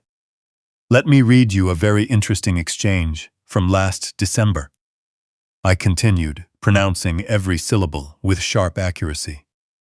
"Derek sent you a message saying his young girlfriend wanted an expensive ski trip. Your exact response was, 'She can go on her little snow vacation, but only if you wire $8,000 into my private account right now for the new Hermes bag I want. Consider it my monthly silence tax.'" I paused, letting the devastating reality of my words sink in. I tossed the printed logs straight onto the pile of photos on the floor. "You knew everything, Stephanie. You actively engineered the entire arrangement. You traded your silence for expensive designer bags, luxury spa getaways, and endless shopping sprees using my stolen money." The sudden exposure of their parasitic pact hit them like a physical blow. Stephanie completely stopped crying. Her dramatic tears vanished in an instant, her face hardening into a cold, vicious scowl. She made no attempt to deny the text messages, knowing Mitchell possessed undeniable digital forensics to back up every single word. She simply crossed her arms tightly over her chest, glaring at me with pure, unfiltered hatred. Realizing his fake software company, his hidden offshore accounts, and his carefully constructed marriage were all thoroughly ruined, Derek suddenly dropped the scared, stammering, dutiful son routine. The pathetic panic in his eyes was quickly replaced by an ugly, aggressive sense of deep entitlement. His true monster nature finally tore through the surface. He stepped directly toward my hospital bed, his fists clenched tightly at his sides, his face turning a dark, dangerous red. "So, what if we took the money?" Derek suddenly roared, his voice echoing loudly off the sterile walls of the trauma ward. "You have so much of it anyway. Millions of dollars sitting completely useless in your corporate accounts while you refuse to step down and let me manage the empire. You never let me make any real decisions. You always treated me like a child, making me beg for every single dollar just to build a life. We earned that money, Dad. You owe us this luxury lifestyle. You owe me the empire you promised. You spent a lifetime aggressively hoarding wealth, driving yourself into an early grave. We just took what was rightfully ours anyway. You owe us everything we took." I stared directly into the eyes of the greedy parasite standing before me. I felt no sadness, no lingering fatherly affection, and certainly no regret over the devastating actions I had taken through the long night. He truly believed my decades of grueling sacrifice, countless sleepless nights of intense negotiation, and massive corporate victories were nothing more than unearned privilege. He believed he was entitled to harvest it all for his own superficial entertainment. He was a deeply flawed, highly dangerous liability, and he had to be permanently removed. I didn't raise my voice to match his shouting. I simply reached down with my hand. I tiny reached plastic mechanical hand and pressed the small plastic mechanical button on the side rail of my bed. The electric motor hummed softly as the top half of my mattress slowly rose, forcing my broken torso into an upright commanding position. Ignoring the sharp, stinging protest from my broken ribs, I leaned forward to close the physical distance between us. My eyes locked onto his with the cold, lethal intensity of a predator that had successfully backed its prey into a corner. "I don't owe you a single thing, Derek," I said, my voice dropping into a harsh whisper that carried the formidable weight of my entire corporate empire. "I built this wealth with my own blood and sweat, and I would gladly burn every last cent of it to ash before letting you steal another dime. As of this morning, you have nothing." An unbearable silence took over following my declaration. Derek froze by my bedside, his chest heaving with shallow breaths as the arrogance in his eyes gave way to a creeping horror. He opened his mouth to demand the money he believed was his birthright, but I raised my hand to stop him. I wasn't finished dismantling his stolen reality just yet. Reaching across the tray table, I picked up a thin file Mitchell had placed there before they arrived and handed it to my son. When he refused to take it, I let the document fall onto the blanket.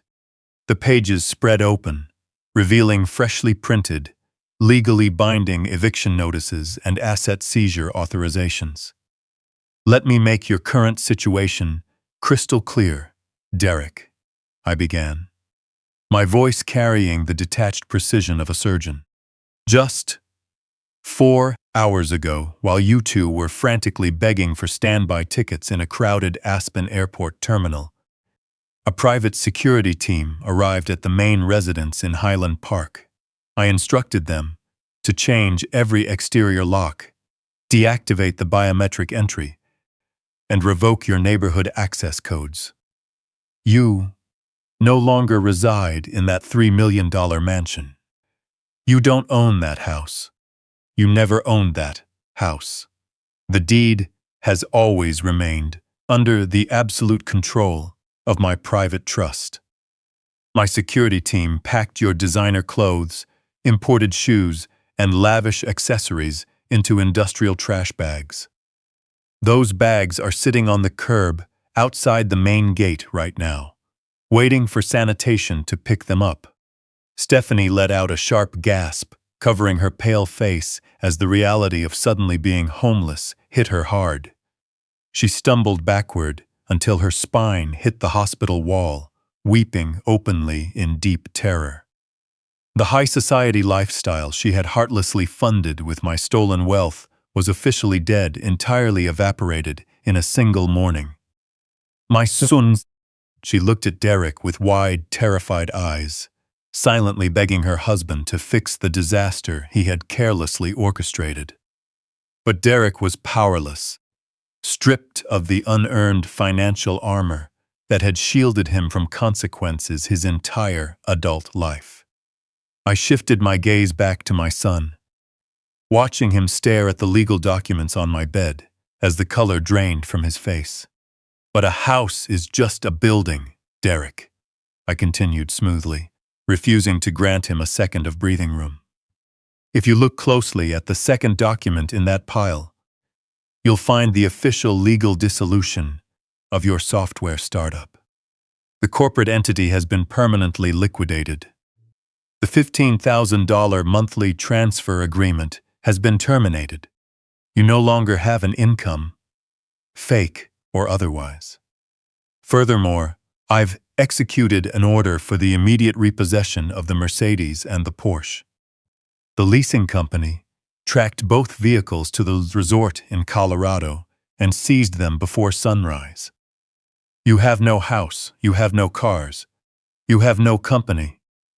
You don't have a single dollar in your frozen bank accounts. You are completely cut off. The sheer scale of the ruin finally broke Derek's paralysis. His initial fear instantly mutated into an outburst of rage. Slapping his hands down, he slammed his fists hard onto the metal side rail of my hospital bed. The sudden impact shook the IV pole beside me, but I didn't flinch. "You're a monster!" he screamed, his face twisting into an ugly scowl. "You're a terrible, self-centered father. How could you do this to your own flesh and blood? How could you throw your only son out onto the street like garbage? You have hundreds of millions of dollars in the bank. You could have just let us keep the house. You could have just let us keep the cars. It means nothing to you, but it's my whole life. You're a cold-blooded, heartless bastard, and I curse the day I was born." He was gasping for air, spit flying from his lips as he hurled those vicious accusations, desperately trying to make me feel the weight of fatherly guilt. He wanted me to mourn the breakdown of our family bond and beg for his hollow forgiveness. Instead, I felt nothing but a cold, profound clarity. I had spent decades tirelessly building a fortress to protect my family, only to realize I had been actively nurturing a dangerous predator inside the gates. Stephanie slouched into a small visitor's chair, burying her face in her trembling hands. Loud, ugly sobs filled the heavy silence, left in the wake of Derek's outburst as she mourned the loss of her luxury spa getaways and secret offshore accounts. Their carefully maintained parasitic pact had been completely dismantled, leaving them fully exposed to the harsh realities of the world. They had gambled with my wealth and lost everything. Derek shoved away from the metal side rail of my bed, his chest heaving in an erratic rhythm, wiping sweat from his forehead. He tried desperately to cling to some shattered remnant of his dignity. A malicious sneer slowly crept across his face, twisting his features into a mask of purely vengeful triumph. He glared down at me, a renewed, arrogant confidence burning in his eyes. "You really think you won this war, don't you, Dad?" Derek sneered, his voice dripping with venom. "You think you can just snap your fingers and erase my entire life? You're nothing more than a crippled old man trapped in a hospital bed. I don't need your permission to take what's mine. I already took it. An hour before we boarded our flight to Aspen, I filed the full power of attorney documents with the county clerk. It is completely legal and fully binding. By tomorrow morning, the courts will officially declare you mentally incompetent to manage your own affairs. I will be in legal control of your entire estate, your corporate holdings, and every single bank account you own. I'm going to liquidate your real estate empire piece by piece, and then I'm going to lock you away in the most miserable, restrictive state facility I can find. You're going to rot in a solitary room for the rest of your pathetic life, while I hold the master keys to your kingdom." I listened to his vicious, triumphant monologue without breaking my cold, steady stare. I didn't reach for the nurse call button, nor did I signal Mitchell to intervene. I simply watched my son lay all his final treasonous cards face up on the table. He truly believed he had just executed a flawless corporate execution. A slow, dark smile spread across my face, a smile entirely devoid of fatherly warmth or mercy. I adjust my position against the stiff hospital pillows, feeling the overwhelming weight of absolute victory settle deep into my bones. I was truly hoping you'd bring up that fraudulent power of attorney today. I said softly. The heavy wooden door to the private suite's bathroom creaked open, shattering the suffocating tension in the room. Mitchell stepped out from the shadowed interior. Despite the grueling, sleepless night we had just endured, his tailored suit was immaculately unwrinkled. He moved with the slow, predatory grace of a seasoned hunter who had waited patiently in cover for the perfect moment to strike. In his right hand, he casually held a thick stack of fresh, white legal documents, the top page stamped with the undeniable, heavy seal of a federal judge. Derek instinctively backed up half a step, his arrogant posture instantly collapsing as his eyes darted nervously toward the formidable attorney. Mitchell didn't speak right away. Unhurried, he took calm, measured steps until he stood directly at my bedside, presenting a unified, impenetrable front against my treasonous son and his panicked wife. He calmly adjusted his glasses, looking down at Derek with an expression of pure, unvarnished, professional disgust. "You made a catastrophic miscalculation, Derek," Mitchell finally spoke, his deep voice carrying a terrifying authority that seemed to drop the temperature in the room by 10 degrees. "You foolishly assumed. Your father was entirely helpless, never realizing that his legal team operates independently of his physical condition." Mitchell raised the stack of documents into the bright fluorescent light, so Derek could clearly read the bold black text printed across the top of the first page. "What I am holding is an emergency federal injunction, signed and fully executed by a senior district judge just 3 hours ago," Mitchell explained, pronouncing every word with lethal, methodical precision. "This injunction permanently invalidates the fraudulent power of attorney you so proudly filed this morning. However, having your stolen authorization declared void is merely the least of your rapidly multiplying problems. You see, Derek, filing a legally binding medical proxy and financial power of attorney, while the victim is severely incapacitated under the direct influence of surgical narcotic, isn't just a minor civil dispute. It is a severe felony offense. You didn't just forge a signature. You engaged in a premeditated, highly coordinated conspiracy to commit massive elder financial fraud, grand larceny, and corporate theft. And because you electronically transmitted those fraudulent documents across state lines to the county clerk while fleeing to Colorado, you have officially triggered multiple counts of federal wire fraud. You crossed a dangerous line you can never step back from. And the federal government takes an extraordinarily unkind stance on criminals who weaponize an elderly person's medical vulnerability to steal their life's savings. The last bit of color drained from Derek's face, leaving his skin a sickly pale white that matched the sterile sheets covering my broken legs. His arrogant sneer was completely wiped away, replaced by the wide-eyed, hollow stare of a man who suddenly realized he was standing on the trapdoor of a collapsing legal scaffold.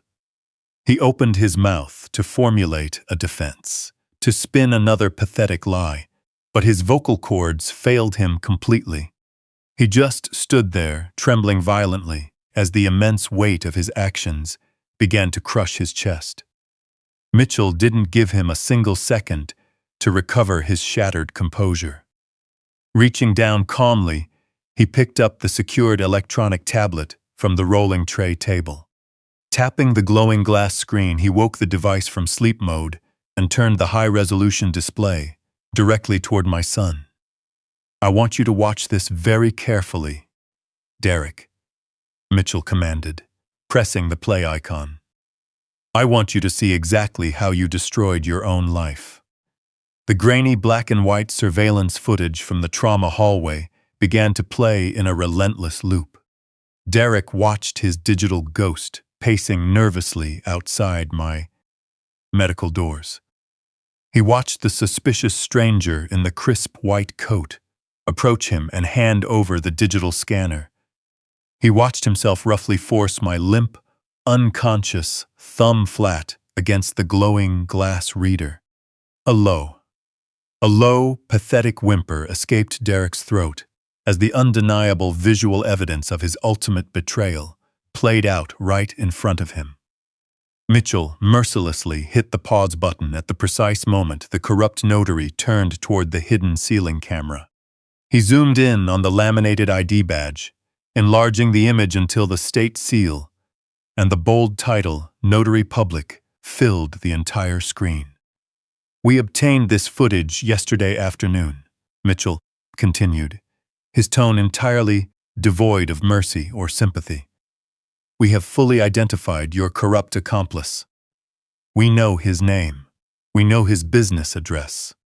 And we know precisely how much stolen money you transferred into his hidden account in exchange for his illegal cooperation.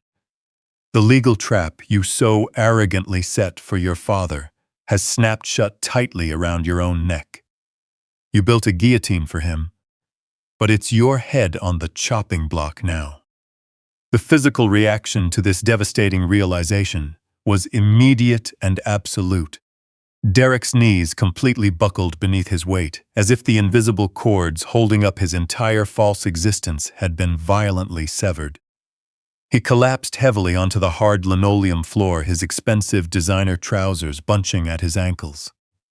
He landed directly on top of the scattered glossy photos of his young mistress, his trembling knees crushing her smiling face. "Dad, please," Derek sobbed, his voice breaking into a highly hysterical, desperate wail. "You have to stop this. You have to call them off." I lost my mind. The relentless pressure of the corporate business world drove me crazy. You don't understand the overwhelming pressure I was under to succeed, to live up to the impossibly high standards set for our family.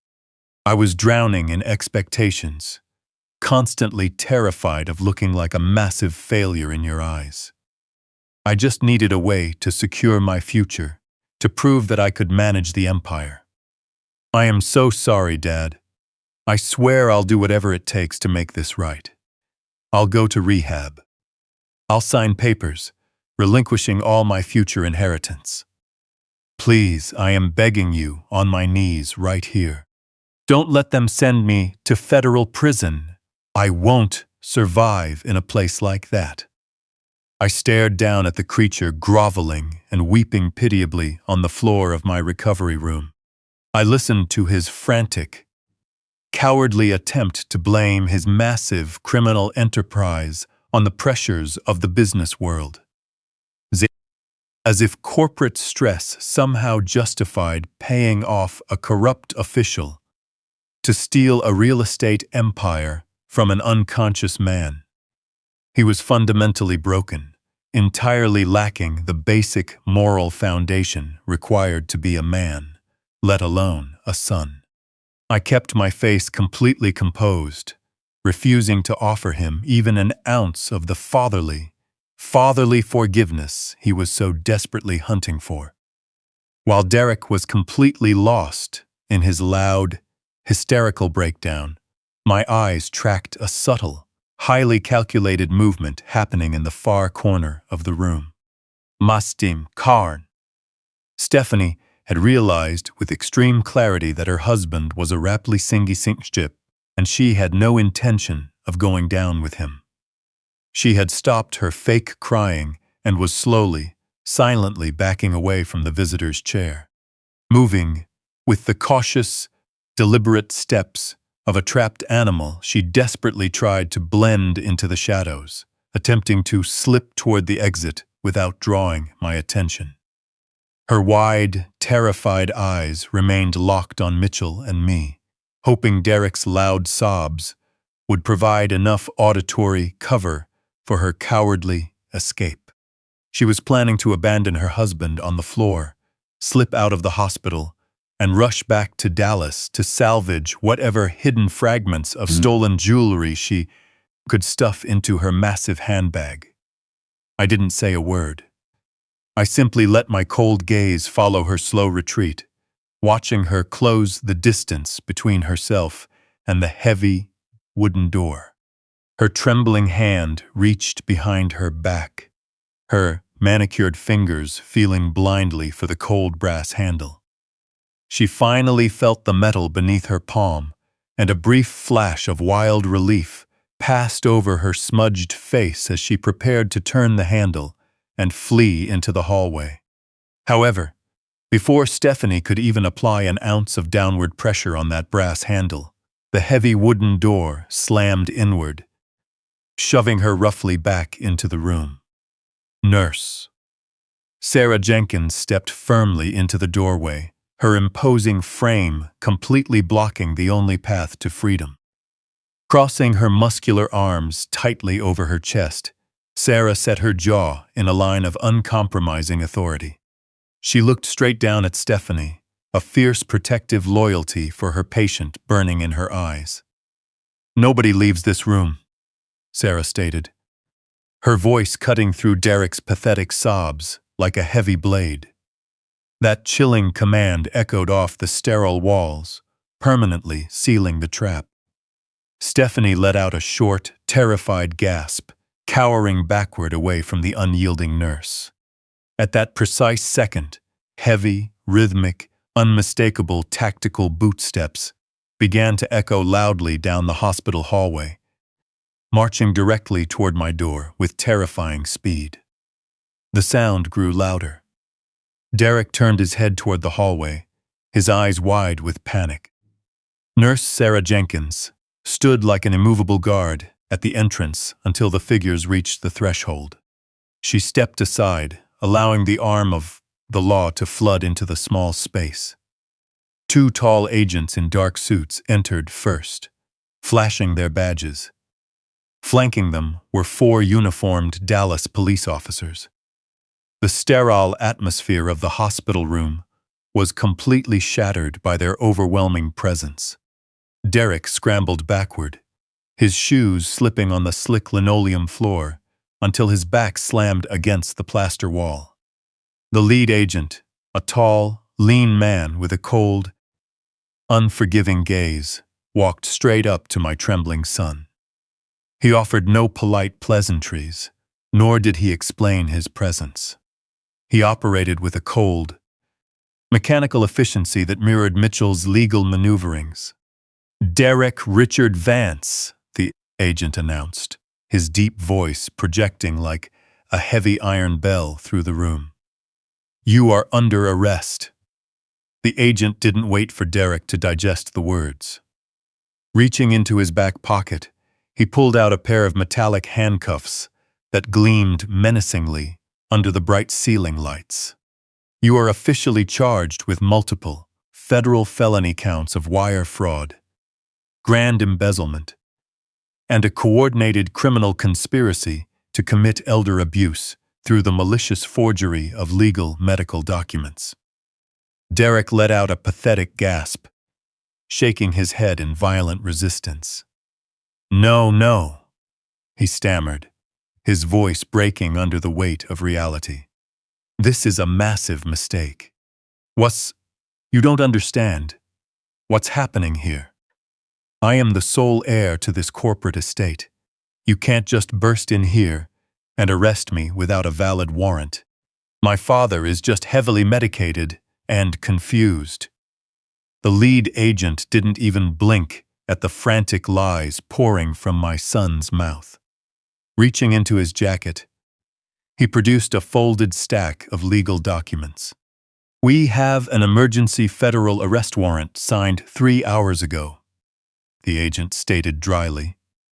"We have full surveillance footage of your illegal transaction with a corrupt notary public, and we possess digital records confirming your financial extortion network. Turn around and place your hands behind your back." Derek refused to comply. He pressed his back tightly against the hospital wall, gasping for shallow breaths. Two uniformed officers lunged forward, their patience exhausted. Grabbing Derek by the shoulders, they spun his stiff body around with swift force. Derek let out a loud, humiliating screech as his chest was pinned hard against the plaster wall. The lead agent grabbed my son's wrists, pulling them together behind his back. The sharp, metallic click of the heavy silver bracelets, locking tightly around his wrists, echoed through the quiet room with an undeniable sense of finality. Derek struggled frantically, twisting his head over his shoulder to look straight at me. The arrogant sense of privilege that had defined his adult life was completely gone, replaced by the pure terror of a spoiled child who had crossed the line too far. "Dad!" Derek screamed, real tears of panic streaming down his flushed face. "Please, Dad, you have to make them stop. You can't let them take me to a federal prison. I'll never survive in a place like that. I'm your only son. You have to use your corporate connections to fix this. Call your lawyers. Give them whatever money they want. You have to save me. You always save me." I sat motionless on my raised hospital bed, my breathing steady and even. I looked directly into his desperate, weeping eyes. I didn't raise my voice, nor did I offer a single ounce of fatherly comfort. I simply gave him a cold, unreadable glare, one entirely devoid of mercy, warmth, or forgiveness. He looked back at me, desperately searching for the doting father he had ruthlessly exploited for the past 3 years. But that foolish, trusting man was dead, killed by the devastating betrayal of his own flesh and blood. Derek finally understood. I was the architect of his complete destruction. The realization hit him like a physical blow, and his legs gave out completely. The uniformed officers had to physically support him by his armpits as he sobbed openly, broken, and utterly defeated. The lead agent stepped directly into my son's line of sight, blocking me from his view completely. "You have the right to remain silent," the agent began reciting the Miranda warning in a practiced, monotonous rhythm that offered no comfort whatsoever. "Anything you say can and will be used against you in a court of law. You have the right to an attorney." As the agent continued reading my son his legal rights, I shifted my attention to the far corner of the room.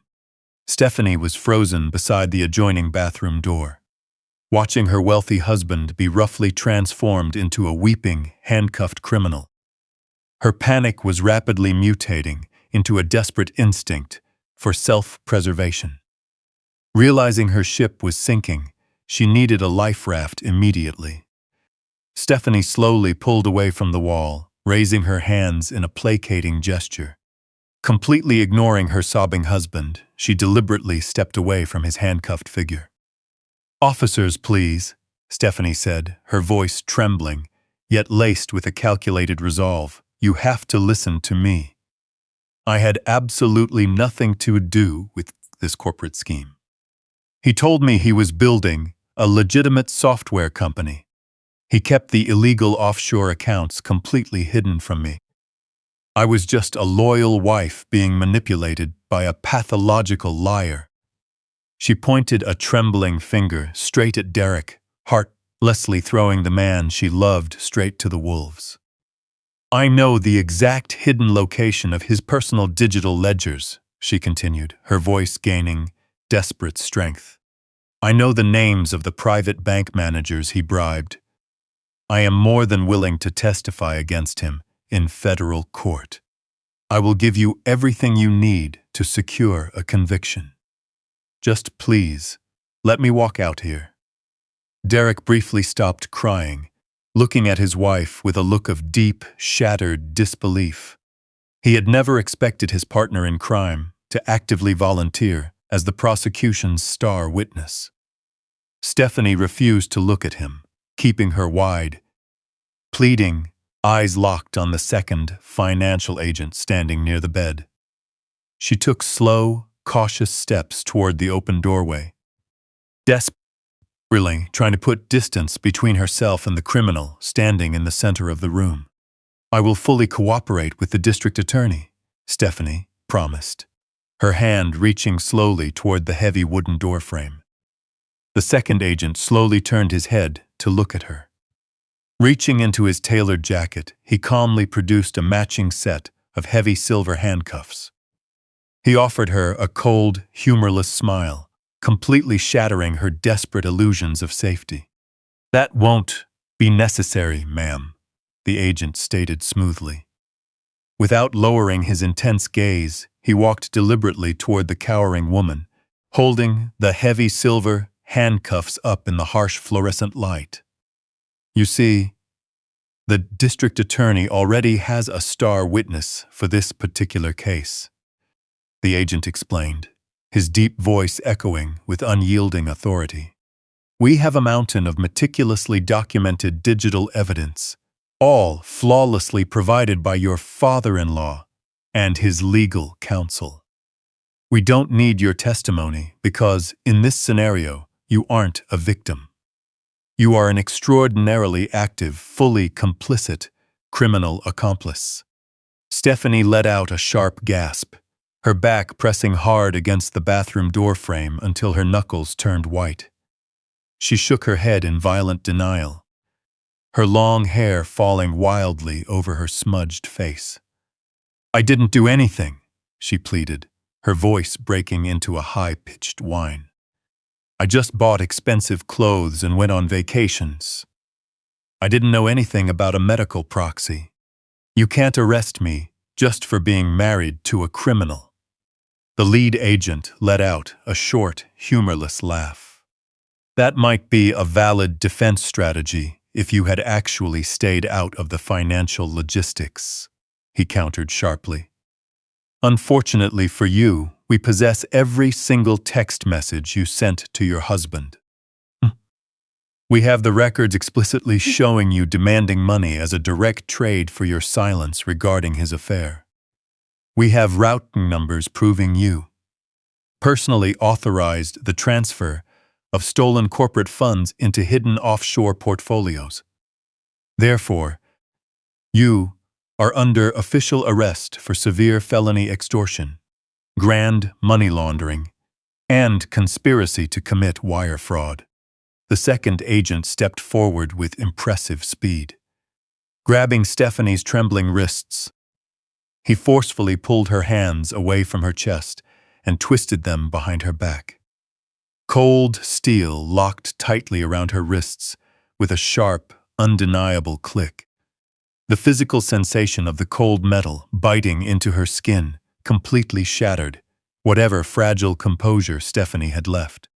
The polished, elegant socialite image she had so carefully cultivated vanished in an instant, replaced by a wild, unhinged desperation. She completely lost it. Throwing her head back, Stephanie let out a deafening, ear-piercing scream that vibrated the medical monitors surrounding my bed. She began to thrash violently against the agent, kicking her expensive boots backward in a frantic attempt to strike his shins. "Get your filthy hands off me," she screamed, her voice tearing through the sterile air like jagged glass. "I belong in Highland Park. I don't belong in a jail cell."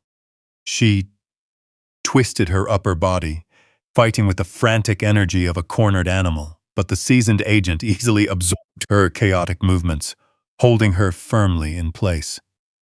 Realizing she couldn't physically escape the unyielding grip of the law, she immediately turned her pure, unfiltered rage straight toward her handcuffed husband. "You stupid, pathetic loser!" Stephanie shrieked, spit flying from her lips as she glared at Derek with pure, concentrated hatred. "This is all your fault. You promised me a perfect life. You promised me an empire. You told me you covered every single base and that your father would never suspect a thing. You dragged me into your mess, and now you've completely ruined my life. I hate you, Derek. Derek, still leaning against the plaster wall and weeping openly, looked at his enraged wife with deep, heartbroken disbelief. The toxic pact they had built, using my stolen wealth, had completely imploded, leaving them with nothing but mutual resentment and terror. They tore into each other like starving wolves, desperately trying to tear each other apart to save themselves. The illusion of their perfect marriage was violently stripped away, exposing the hollow, rotten core of their relationship.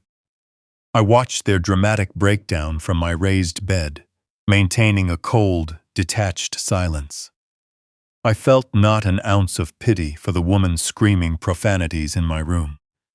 She was finally facing the severe, unyielding consequences of her boundless greed. The lead agent quickly lost patience with the chaotic, screaming scene unfolding in the small recovery room. "Enough," the agent ordered, his deep voice cutting sharply through Stephanie's hysterical rants. He gave a firm nod to the uniformed officers waiting at the door, signaling them to escort the prisoners to the transport vehicles. The officers moved in immediately, gripping Derek and Stephanie tightly by the upper arms and physically forcing them toward the exit. Derek continued to sob loudly. His shoulders slumped heavily as he completely surrendered to the physical force of the police. Dragging his expensive leather shoes across the linoleum floor, he cast one final, pleading look toward my hospital bed. I simply looked right through him, my eyes as cold and hard as glacial ice. Stephanie, however, refused to go quietly. She continued kicking and screaming, cursing the agents, cursing her husband, and cursing my name as they forced her through the heavy wooden doorframe. The dramatic, violent exit spilled straight out into the busy hospital hallway. I could clearly hear the commotion echoing loudly through the corridor. Nurses dropped their milk carts, doctors stepped out of adjoining rooms, and recovering patients peered out through open doors to witness the unbelievable scene. My son and his wife were paraded through the trauma ward in heavy silver handcuffs. Their overlapping screams of panic and rage completely shattered the quiet morning atmosphere. The humiliation of their departure was absolute.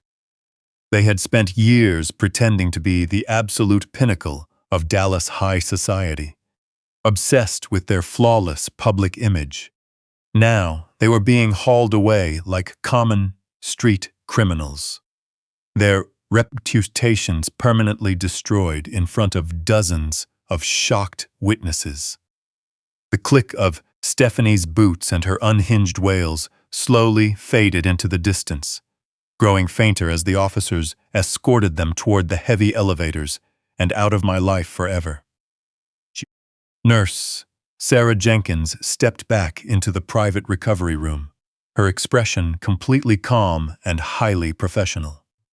Reaching out, she gripped the brass handle of the heavy wooden door and pulled it shut with a solid, echoing click. The moment the metal latch engaged, a sudden, dead silence descended over the isolated room. The drastic shift from chaotic, screaming violence to absolute stillness felt jarring. The only remaining sound was the soft, rhythmic hum of the digital heart monitor beside the bed.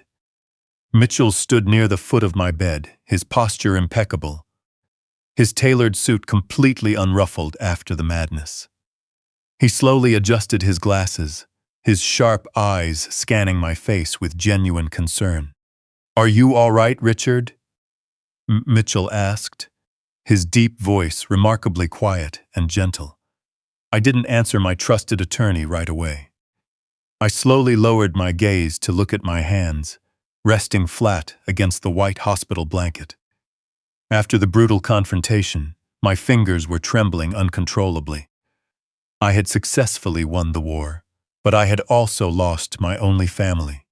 2 painful months, dragged by before the trauma surgeons finally signed my discharge papers, allowing me to leave the sterile hospital walls behind for good.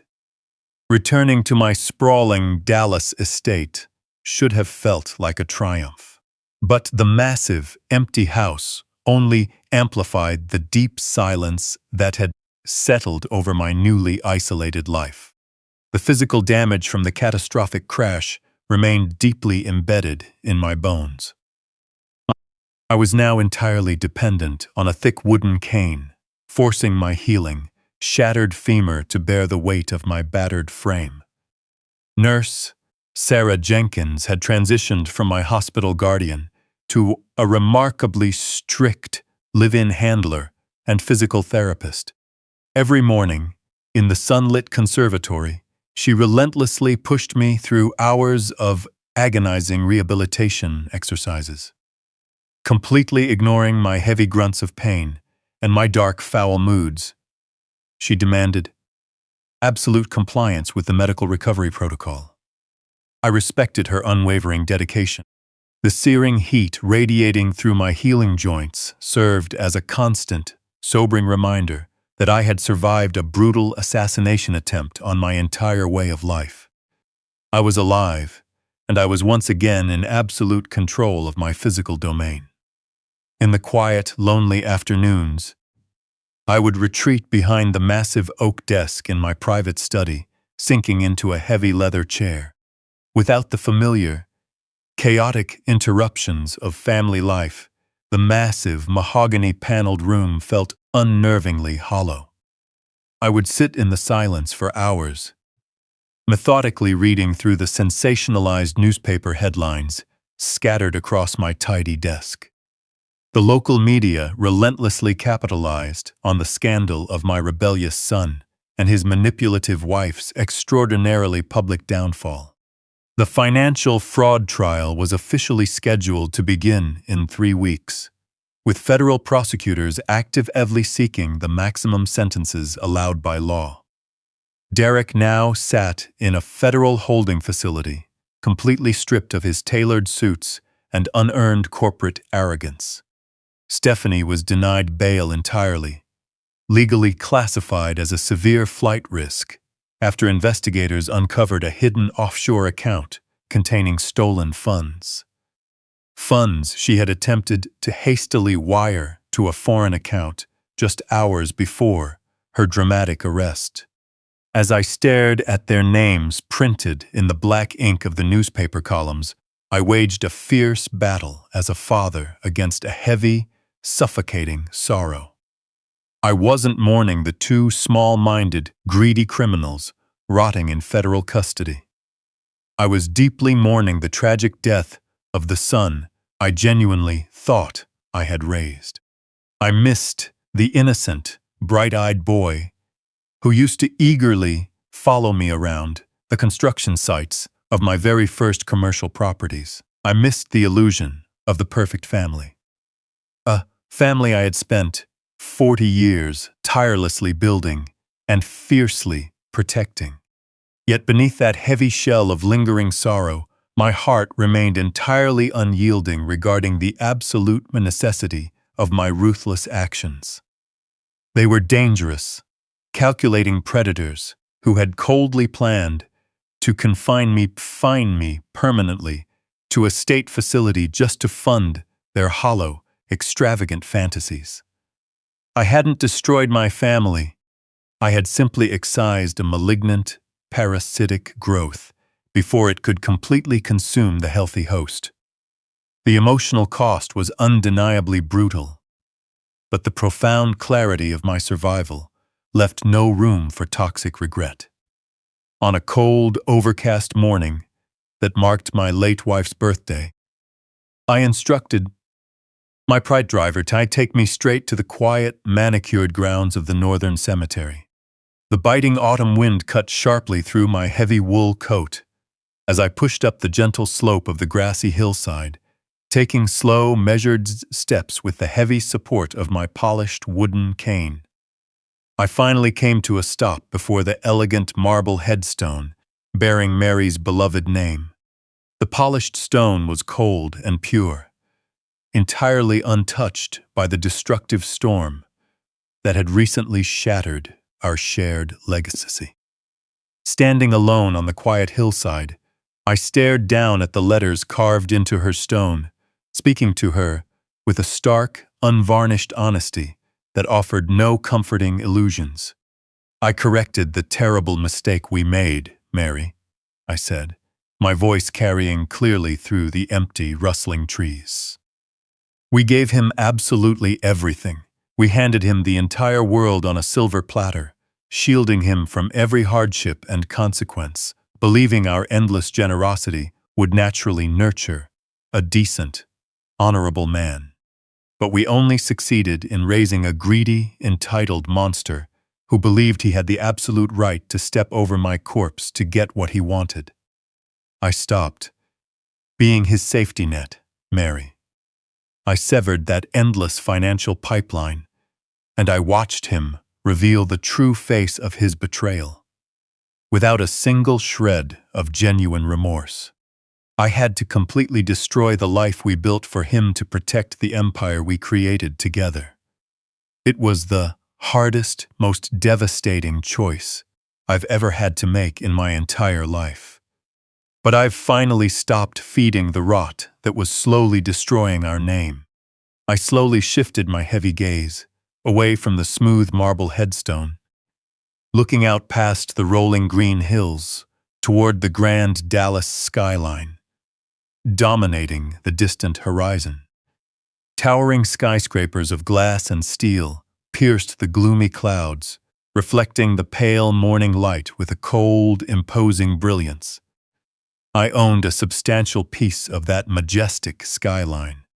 I owned massive commercial complexes, luxury residential towers, and incredibly lucrative development contracts spanning the entire state.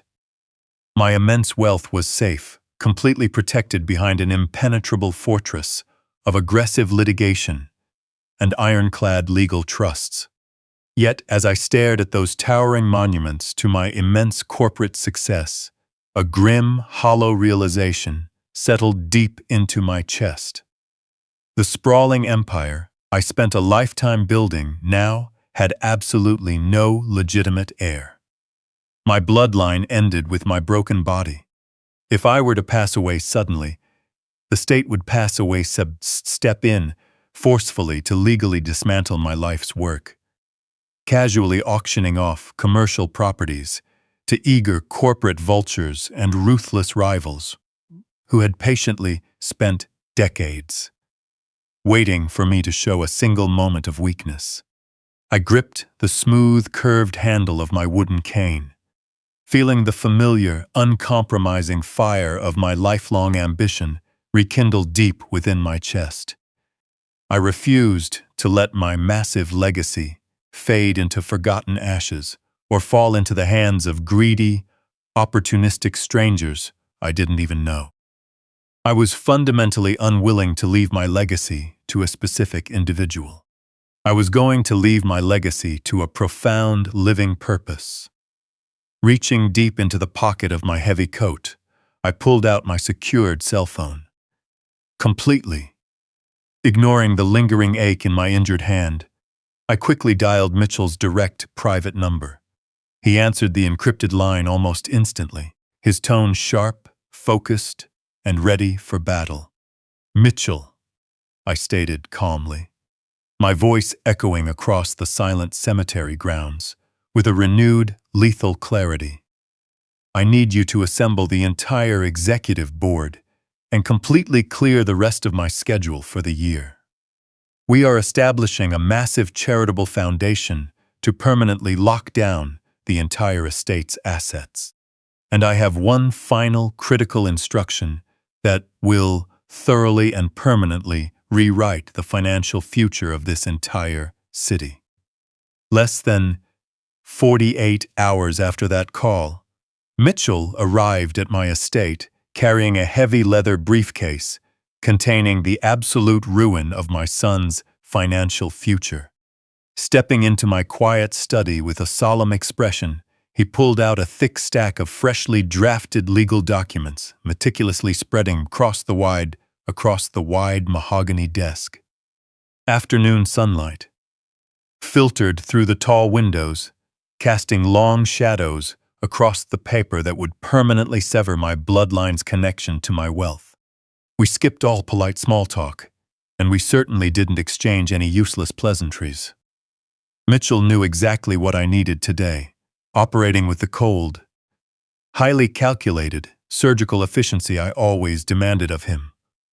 Leaning forward in my leather chair, I grabbed the heavy gold fountain pen Mary had given me for our 20th wedding anniversary. With slow, deliberate strokes, I signed my name to the final disinheritance clauses. Those legally binding documents explicitly stripped away every single financial right, trust fund, and inheritance Derek had ever held or expected to hold. I officially instructed Mitchell to insert an ironclad, indisputable clause stating that regardless of the outcome of his upcoming federal trial, regardless of any potential plea deals or future appeals, Derek would never receive a single penny from my estate. He was completely cut off, erased from the financial ledgers of my life, with a simple, deliberate stroke of a gold pen. Mitchell watched me sign the final page, his expression carefully neutral, though I could see a profound respect in his eyes. Packing the documents back into his briefcase, he closed it with a sharp snap that sounded like a heavy vault door shutting. The deed was done. The parasitic growth had been cleanly and permanently removed. With the heavy, toxic anchor of my treacherous son finally severed from my life, I immediately faced a truly monumental task. I possessed a vast real estate empire and hundreds of millions of dollars in liquid assets.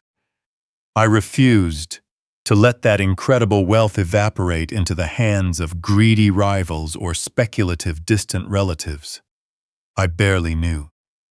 I was going to launch an unprecedented reinvestment. Over the next several weeks, my quiet, sprawling study transformed into a bustling command center. I instructed Mitchell to begin arranging highly confidential meetings with local community leaders, directors of grassroots charitable organizations, dedicated social workers, and visionary urban planners who genuinely cared about the struggling neighborhoods of Dallas. Sitting behind my desk, I spent countless hours listening to passionate men and women present their urgent proposals for affordable housing initiatives, community health clinics, and robust educational scholarship funds. I carefully scrutinized their financial projections with the same cold, demanding eye I used when reviewing commercial real estate acquisitions. I wanted to build a massive, self-sustaining, charitable foundation that would actively invest my wealth directly back into the very city that had made me rich in the first place. I was no longer building skyscrapers to promote my own name. I was laying down intricate structural frameworks to build community centers, fund struggling public schools, and provide large-scale, zero-interest commercial loans to honest, hard-working families who only asked for a fair chance to succeed. The scale of this operation was staggering, but for the first time in decades, I felt a deep, burning excitement about the ultimate future of my hard-earned money and the positive impact it could generate. As the structural plans for the foundation rapidly took shape, a truly profound transformation naturally occurred within my own physical and mental state. The grueling daily physical therapy sessions with Sarah were still undeniably painful. But the burning sensation radiating through my healing leg muscles no longer felt like a miserable, endless punishment. Instead, that sharp pain transformed into a vibrant, highly tangible reminder of my daily physical progress. I was steadily regaining my lost strength, completely shedding the temporary physical weakness Derek had so desperately tried to weaponize from my hospital bed. I began walking through the broad hallways of my estate, with a renewed, commanding stride, relying less and less on my heavy wooden cane and more on my restored balance. The suffocating weight that had rested on my chest since Mary's passing was finally gone. For years, I had blindly carried the exhausting burden of maintaining the illusion of a perfect family, constantly pouring energy and resources into a son who viewed me only as an obstacle to his greed. By thoroughly purging those toxic parasites from my daily existence, I had inadvertently saved my own soul. During the long evenings, the sprawling mansion was undeniably quiet. But that heavy stillness was no longer lonely or oppressive. It was a deep, remarkably beautiful peace. Waking up every morning, I felt genuinely unburdened, my mind completely clear and fiercely focused on the massive charitable empire I was rapidly bringing to life. I was no longer a betrayed victim of a cruel corporate plot. I was a survivor who had successfully reclaimed absolute control over his own destiny. On a particularly cold, gray Tuesday morning, I sat alone in my study, carefully reviewing the detailed architectural blueprints for a massive new pediatric clinic I was personally funding in the Southern District. The heavy, polished oak door of my private office clicked open, and Sarah stepped quietly into the warm room, holding a small stack of the morning's routine mail. She placed the letters gently on the corner of my mahogany desk, offered up a polite smile, and silently retreated back down the hallway. I reached out and flipped through the ordinary business envelopes, until my hand suddenly paused on a cheap, blank white envelope. The return address, printed in the top left corner, bore the stark, unmistakable stamp of the Federal County Detention Center. Beneath the official government seal, I instantly recognized Derek's frantic, trembling handwriting. I stared at that cheap paper envelope for a long, heavy moment of reflection. I knew all too well what pathetic excuses were hidden inside those folded pages. It would be a desperate, tear-stained letter, begging for a defense lawyer, begging for a shred of fatherly mercy, begging for one last unearned second chance. I felt not a single flicker of rage, nor any lingering sorrow. I felt absolute emptiness. I picked up the cheap envelope, pinching it lightly between my fingers. Slowly standing up from my leather chair, I leaned my weight onto my cane and took measured steps across the plush carpet toward the massive stone fireplace roaring on the far side of the room. I stood before the crackling flames, feeling the intense heat against my face. Without opening that fragile seal, without reading a single word of his desperate complaints or hollow apologies, I simply opened my fingers and dropped the letter straight into the roaring fire. The crisp paper blackened and curled rapidly under the intense heat. Within seconds, I watched the bright yellow flames eagerly consume Derek's desperate plea, reducing the last remnant of his toxic presence to weightless gray ash that drifted away up the dark chimney. The physical destruction of that letter represented the irreversible end of my past life. Turning my back on the warm fireplace, I walked back toward my desk, my mind fully focused on the monumental work ahead. I was going to build a brand new empire. Over the next 14 months, the Mary Caldwell Foundation grew from an ambitious blueprint into a powerful, living entity. Infusing unprecedented amounts of liquid capital, I established an aggressive, heavily staffed legal defense department dedicated solely to protecting vulnerable elderly citizens. I remembered vividly the helpless terror of lying in a hospital bed while predators attempted to legally hijack my existence. I was going to ensure that no senior citizen in Dallas ever had to face that nightmare alone. We hired the most ruthless, brilliant attorneys Mitchell could find, providing completely free legal representation to elderly victims of financial fraud, medical proxy abuse, and family extortion. We aggressively dismantled fraudulent trusts, sued abusive caregivers, and recovered millions of dollars in stolen life savings. But protecting the vulnerable was only half of my ultimate vision. To truly honor Mary's memory, I needed to actively build the kind of honorable, hard-working future we had originally hoped to create through our son. The foundation launched a massive, fully funded mentorship and vocational scholarship program, targeting impoverished youth across the city. I didn't want to hand out easy charity. I wanted to forge strong character. The program was set up with exceptionally strict standards, requiring rigid discipline, unwavering dedication, and absolute personal accountability. We provided access to elite trade schools, university scholarships, and direct corporate apprenticeships. But the students had to earn every inch of their progress through pure, undeniable hard work. I personally supervised the implementation of these rigorous programs, spending my days walking the halls of our newly constructed community centers.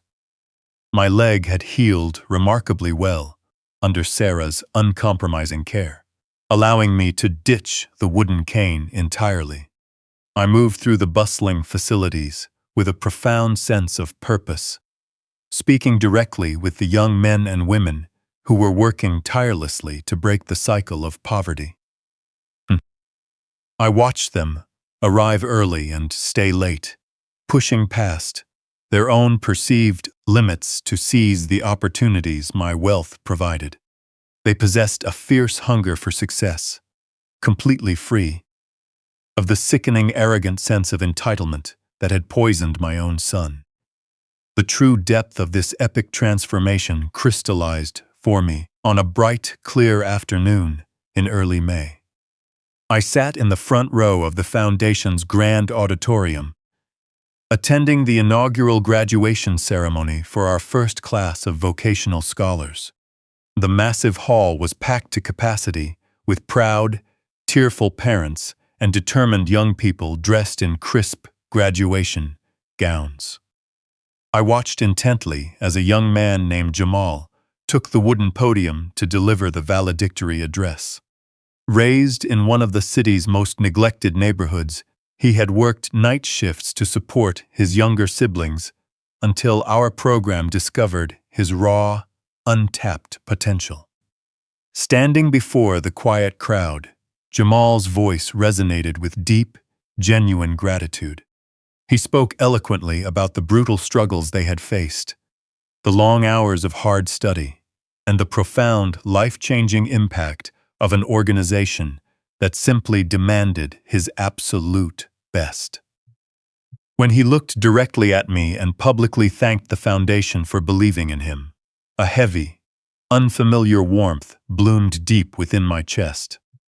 Looking at the incredible young men and women sitting in the front rows, their eyes shining with bright, hard-earned pride, I finally realized a powerful, undeniable truth.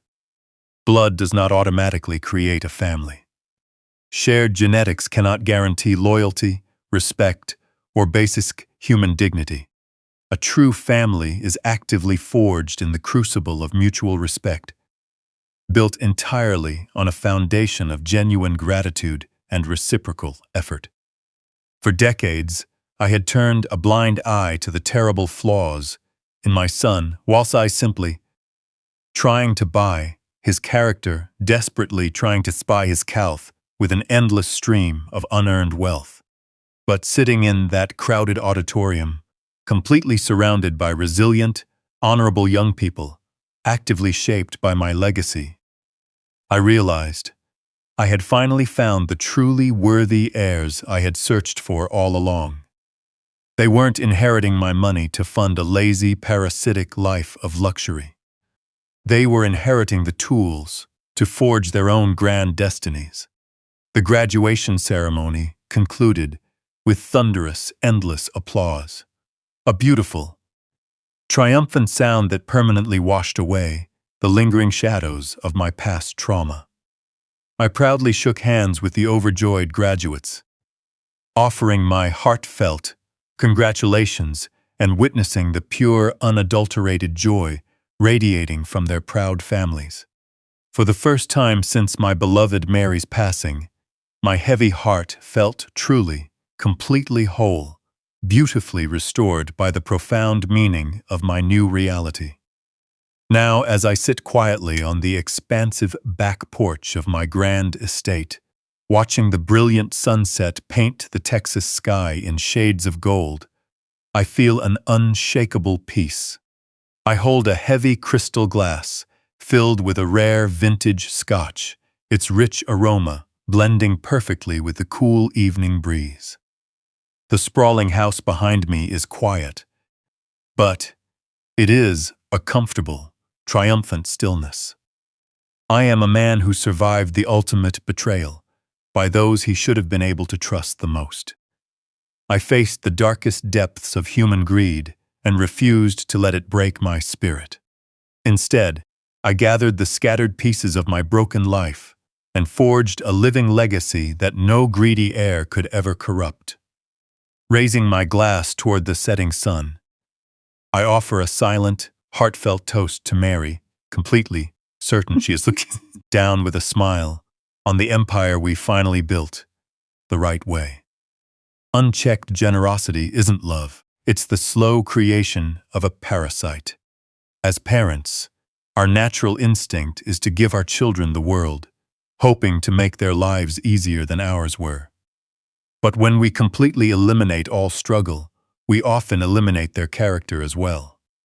Respect and gratitude cannot be bought with a monthly allowance. They have to be earned through hardship and consequences.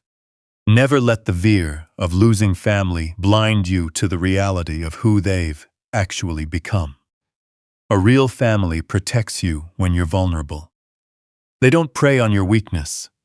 If Richard's story truly resonated with you today, hit that like button and subscribe for more dramatic stories. Have you ever had to set painful boundaries with toxic family members? Share your experience in the comments below. I read every single one. Until next time.